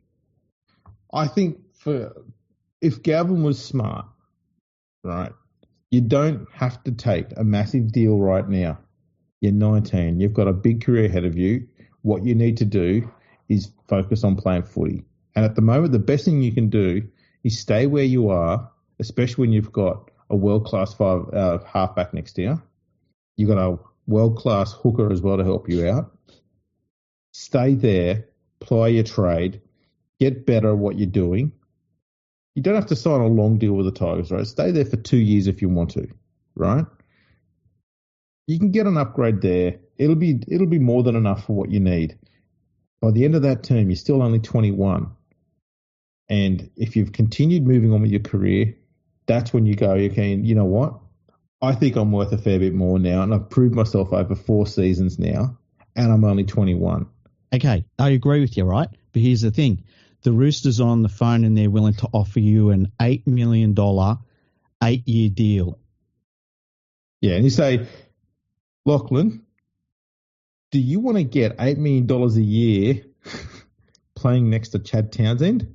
No, I mean $1 million a year over 8 years. Well, even same thing, right? Yeah. I don't. You can even say $8 million. Do you want to get $8 million a year playing next to Chad Townsend, or do you want to actually be winning games and only getting, say, $1 million a year playing next to Jerome Luai? And you'll say, thanks, but no thanks. I'm staying at the Tigers. I don't know, man. Look, I've been thinking about what was it? What was Dylan Brown thinking when they said $14 million? This is where the difference is, okay, is that Dylan Brown is now at a club where it is obviously in a rebuild and it is falling apart. So if you're a young half and you're looking for an opportunity, you'll take whatever's going to get you out of that scene where the club is struggling. And so that's what he's jumped at. The Tigers are on the other side where they're not struggling and constantly failing and being shit all the time now. They're on the up. They're starting to move upwards again. A very good young core of young players with some very good signings. They're moving in the right direction, whereas Parramatta's moving in the opposite direction. What if? And I think Dylan Brown's motivation was more about leaving the club, not just for the money. I think Dylan Brown has always had an eye on the door, right? Yes. And that's been pretty obvious. But he had a really good deal at Parramatta, and he had options in there, and those options for if he decided to go and play rugby union or a big rugby union deal come out for him, or some NRL club lost their fucking mind in the middle of the night and offered him a 10-year deal, and that deal come along, right? The thing that gets me, though, is that there's been a precedent now with a few of these 10-year deals, DCE, Taumalolo, and Dylan Brown now, and you normally only give these deals to like 20, 21-year-olds because then you get them worked through to 30-odd, and you can make that gamble. And Galvin looks like a pretty fucking solid gamble. He has a good frame. He is a ball runner. He's going to fill out. He's going to be a big dude. He looks like an origin-bound player. If I am the Broncos and I think, man, we've got 2 old as fuck halves and their contracts are about to end, we could give all of their money to Galvin and just make him turn it down. Make him turn down 1.4 over 5 years. The West Tigers are going to be able to match. They've got it's not like the West Tigers have this started team that they haven't got they've wrapped up all the money in. Like, they should be able to match everything. The thing that worries me is if the deal is on the table, stay at the West Tigers for a few years and bide your time, or take this fucking Godfather offer. It's going to be hard to turn down so much money. It really is. And I just wonder if, I think there's going to be a team, and I think it's going to be the Roosters. I think the Roosters will clear the decks and they'll say, hey, Lachlan, turn down fucking $12 million over the next 10 years to play for us. Turn that down. And that's going to be bloody hard to turn down. And that's what worries me. I want Galvin to play his entire career at the West Tigers. Maybe that's why Luai has a clause in his deal for 2 years' time, because they've thought to themselves, look, if we can get Luai to move to a different club in 2 years from now because we can give his money to Galvin, then we're sweet. That's maybe why he's got those contracts in place. I don't know. I reckon that one was more about how the hell does the West Tigers get someone like Jerome Luai on the books? Yeah. And the only way we can do that is by saying, Jerome, what stipulations would you like in your contract in order to get you to come across? Yeah. Other than money. Yeah. And you'll say something like, freedom to leave whenever I want. Okay, done. And he would need that because, like, he could have turned up this year, and if it was a fucking basket case and it continued, there's no doubt he would leave. Like, he doesn't have to stick around. Like, yeah. You know, it's an interesting situation. I hope Galvin stays. I think the best place for him is the West Tigers. Look, I'm well aware that he's probably going to leave, and I'm fine with that. Okay, it's more the fact that I think for any player, doesn't matter what club they're at, too often they can rush into a big deal. Yeah, and then cruise. Good examples are like David Fafita. That's a classic one. Well, look at Ponga, right? Gets this giant deal just after he makes his first grade debut. Looks great in his first grade debut for the Cowboys. Moves to the Knights. And just hasn't really featured in the NRL Premiership since then. Like, he's had good moments and stuff like that in the regular season, but he's never been on a team that we've ever thought was going to be anything close to a Premiership threat, and doesn't look like it'll be anytime soon. Is that worth it? For some players, it really would be. Yeah. But for others, it wouldn't be. It just depends on what the player and the individual values. See, I just think for Galvin, if he waits 2 years, he's got 4 years behind him. That's more than enough. And he's still only 21.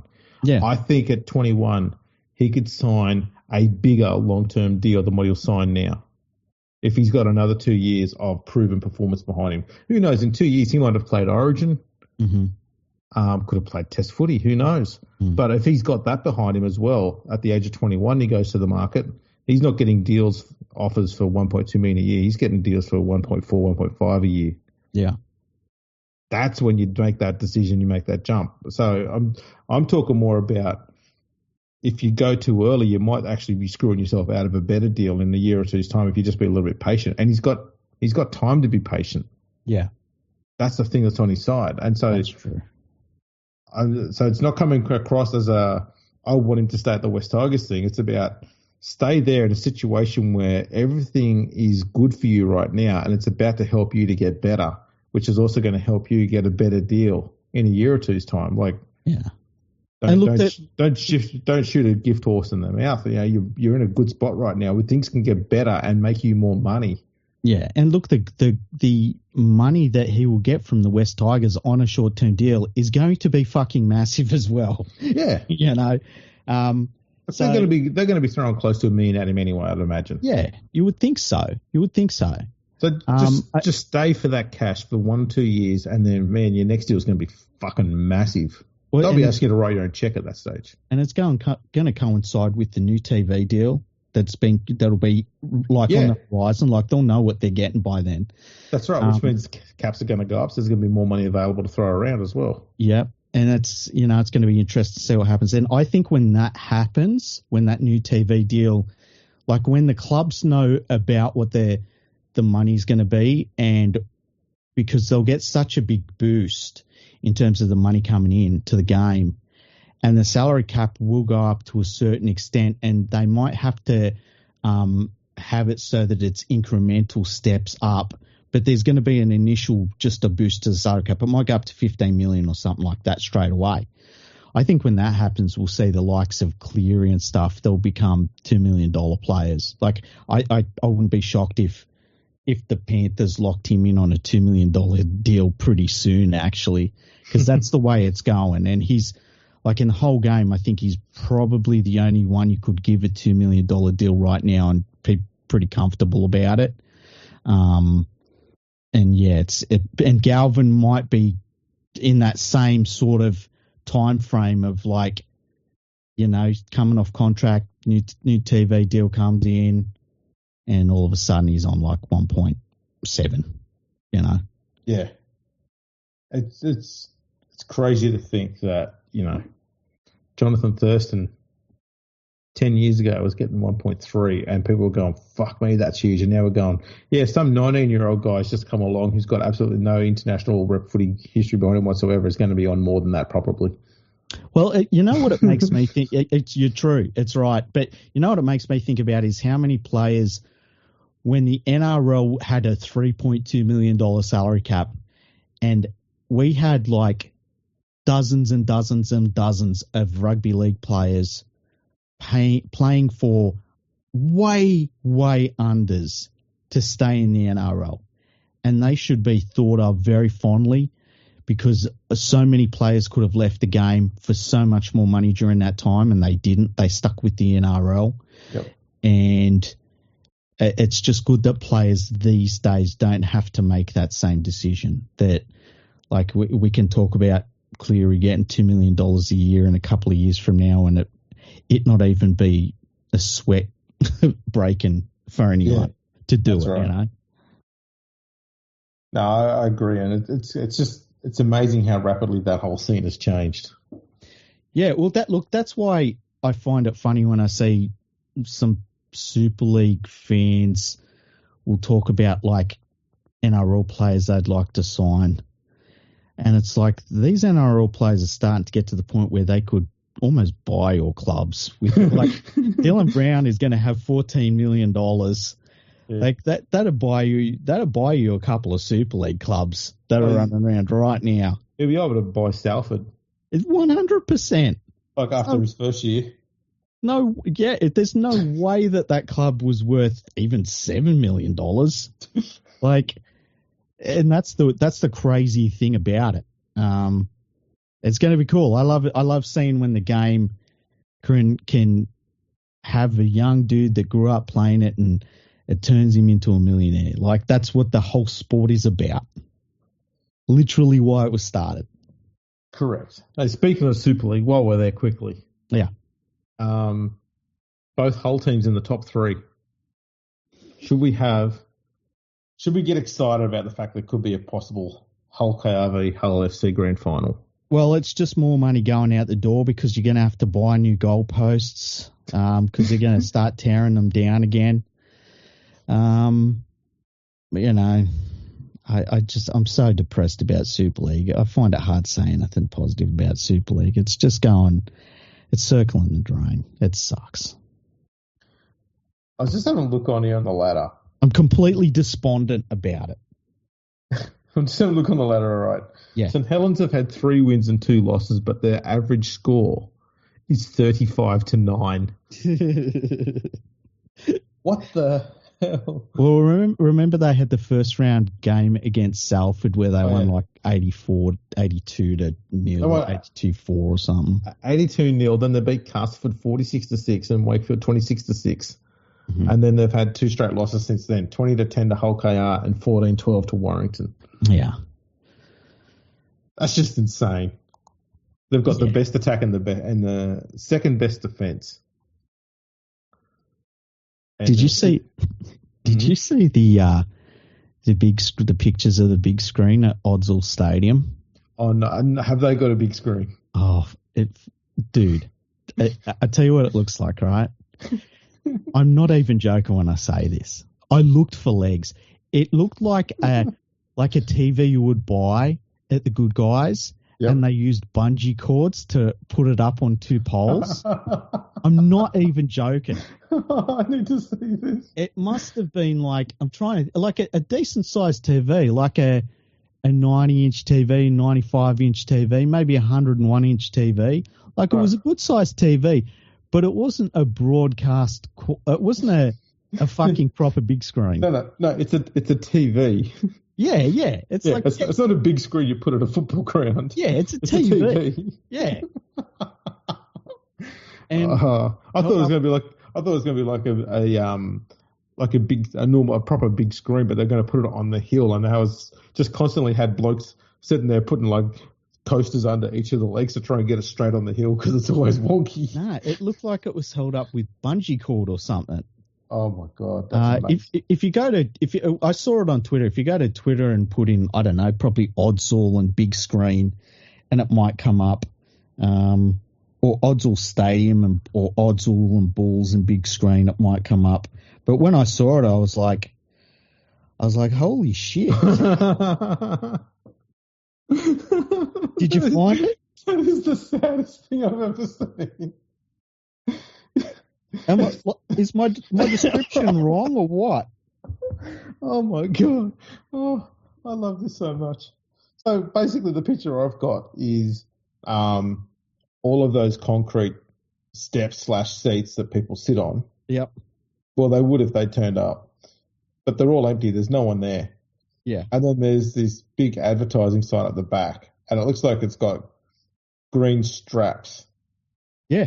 One goes along the bottom and one across the top, and the one across the top doesn't look tight. That's the one. Yep, that's the one. It's holding up a TV that you can't read from the middle of the field. I can't see what's on that at all. Like, I mean, and to be fair, that's got to be like 100-inch TV, 95-inch, something like that. It's a big TV. It's a big TV, but it's a TV.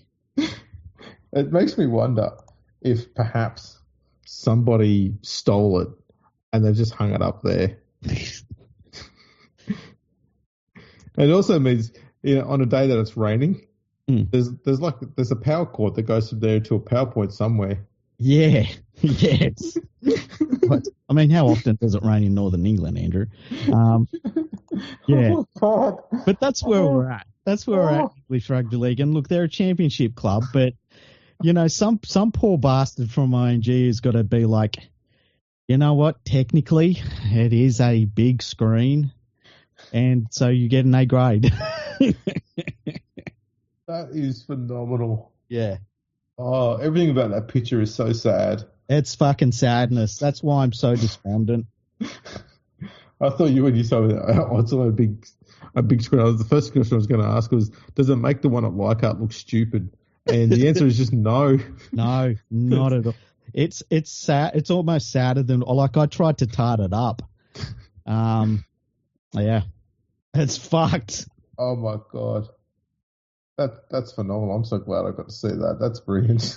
Yeah, we need to see more of this stuff over here. The problem is, like, you know what it is. It's not sad. Yeah, it's cute. Yeah, it's fucking adorable. It's gone from sad to cute. It's got good on you for trying. It's got a homely charm about it. just need some doilies on it. I love the fact that they just used whatever they fucking had lying around to pin it up. Like, it wasn't even like, have we got some black bungee cord? They were like, nah, I've just got this lime green shit. Ah, fuck it, that'll do. I mean, it's one step above just leaning the TV against the side of the building that's next to it, which they should have just done instead. That probably would have been better. Yeah, because then you wouldn't have to worry about having the cord that plugs it in being out in the weather too much. You could just feed it through the door of the shutter. I'm serious. When I first saw it, I thought, are there going to be legs attached to the bottom of this frigging thing or what? Oh, that is glorious. Yeah. Yeah, it's pretty good, eh? Hang on, I'm gonna have to get onto the podcast Twitter account and retweet that so everyone can read it and see it. Yeah, because that is glorious. Yeah, go to twitter.com/FergoFreakPod. You'll find it there. English Rugby League. Oh, I need more of this. This is fantastic. We should actually have a segment where we say, all right. We want to see your best rugby league images. Yeah, you know what? The best. We should do a thing where it's like, send in your shittest rugby league images from England, and just see like what turns up. It's going to be hard to beat that. I'll be honest. That is phenomenal. That's going to be very hard to beat. It has that beautiful mix between, a stadium that was like the marquee stadium in the 1950s for English Rugby League. Yeah. But it's got the crowds that were so significant of what happened with any team that was shit during the 80s and 90s. Yeah. And then the magnificent technology of a big screen TV. Everything's just out of place. It's fantastic. And keep in mind that stadium has a dirt track around it. It does, yes. With the picture, it looks like it's actually in the middle of a drought, but it's just a dirt track. Yeah. Because it used to be, was it sprint cars that used to drive around it? No, it was dirt bikes. So they kind of went around like the sprint cars. But yeah, it's dirt bike racing was very big it still is pretty big in Europe. And it used to be very big in Australia too. Mick Doohan, that's how he got into motorcycle racing, was dirt bike racing. But yeah, I don't know if they use Odsal for the big European races still. But they've kept the track, so they must use it for something. Oh, then again, what are they going to do? Get rid of it? So, yeah, put grass on it. Yeah, we can't afford to put grass on there. Grass. Do you know how much we pay for that fucking TV? Yeah, grass is off the menu now. We've got to wait another 10 years. Do you reckon? Right. Okay. A percentage. Right? And you're not going to say 0%, which is crazy. The percentage that TV sits in someone's lounge room during the week and they have to drag it to Odsal Stadium and hang it up. I'll say it's a double-digit figure that starts with a 9.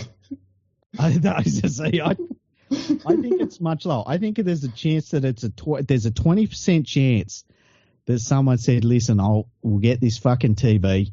It's going to cost us £1,000 on the condition I can take it home each week. Actually, now I want to know is if someone's taking it down every day after the game. And the only way we're going to check is we need a photo of it every week to see if the straps are the same or if they changed it some way. We need somebody that is, A, unfortunately lives in Bradford, B, probably unemployed, right? And C, can get their hands on a camera that fell off the back of a fucking truck or something and just take pictures of this fucking TV every day for a week. Oh, actually, now while we're starting to come up with ideas, yeah. If it is just a normal big screen TV, it's going to have a USB slot in the back. Yeah. Well, how high up do you reckon that is? I mean, I think that's a good 12 to 15 feet up in the air. That's pretty high up in the air. Yeah, and look, if you put a ladder against it, the straps may be a bit loose. It could wobble a bit. I don't know if you could put a ladder against it. You'll need a step ladder. Yeah, I don't think you're going to get easy access to it. Or steal a forklift with a pallet on it so you can use that instead. That's probably a lot easier to do in Bradford. Oh, you're thinking you. Does anyone want a new TV? I found it. No, I was thinking you could put a USB in the back and just put any sort of nefarious content you want on there. So when they turn the TV on, I mean, that's the other thing. You can buy universal remotes. Yes. Yeah, you can. You can buy a universal remote. I wonder if you could go over to it and do like a smart link with your phone. Oh, you could. It's worth a shot. These are all questions that someone in Bradford needs to find out for us. Someone needs to work it out, yeah. What's Bradford's next game? Have you got it on your website? I can find that out for us. Next home game. We need to tell people, though, to resist the temptation to take it. Just leave it there. It's going to be more fun if you leave it there. Yeah, don't fuck with it. We're not saying to do any of this stuff. This is just a comedy skit we wrote out weeks ago, and we're just reading it. Their next home game is against Sheffield on April 6th. So if you told people in Sheffield it's a flat screen TV, they'd be like, what? Actually, their next two home games are against Sheffield because they've got an 1895 Cup game against Sheffield on April 6th, and then they've got a league game against them on May the 4th. So if people from Sheffield turn up and see that TV, they'll think that's out of the Jetsons. What else we got? We've got Widnes after that, May 25. Oh, man. Is there anywhere where fucking running water has entered the building? Next home games will be York and Batley in the Fucking middle of June. God. Hunslet in July. Oh. Oldham in July. Oh. Halifax and Doncaster in August. Oh, Jesus. August 30th, Toulouse. Oh, see. They've September got 14 is Featherston. Featherston. Yeah. We need some Parisian. They're not Parisians. We need some Frenchmen. Toulousian. To fly over to Bradford, turn up, look at the big screen, go, change the channel. Put something better on. Well, what should they put on? Put on Loose Women. That's my favourite TV show in England, Loose Women. Have you ever heard of Loose Women? No. It's a real TV show. That's what it's actually called. It's like the View, but in England. All right. Yeah, and it's called Loose Women. Okay. Do you know why it's called Loose Women? Enlighten me. Just take a guess. Enlighten me. I don't know. I wanted you to say something. Well-worn track. I don't know. I don't know. I don't know why it's called Loose Women. I've got no idea. It's a weird name for a TV show. Is it loose as in the word loose, or is it loose as in like no toilet? Loose as in loose? Like they've been let loose? Maybe. Right. I'm going to go with that. That seems safe. Okay. Yeah. Ask Grok why it's called Loose Women. I've asked Grok a lot of questions. Oh, have you? Yeah. Okay. Not tonight. I had issues with Grok recently because he wouldn't do what I was fucking well telling him. I've applied mail to it. Oh, really? What was you asking it to do? I was asking it to do like read a scanned page. Yeah. And I wanted it to. Oh, that's right. You told me about that. Yeah, read what was on there and then export it to an Excel spreadsheet for me. Yeah.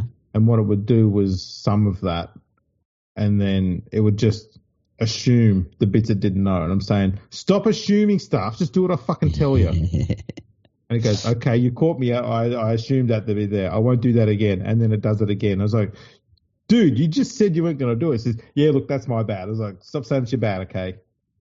What you are is stupid. And I told it that I hated it. So I'm on a rocky relationship with Grok. No, that's no good. I said, you know what? They're right when they said it's artificial intelligence. And he's like, yeah, it is. I was going, yeah, it really is artificial. And he wasn't getting it. I was like, yeah, see, you dope.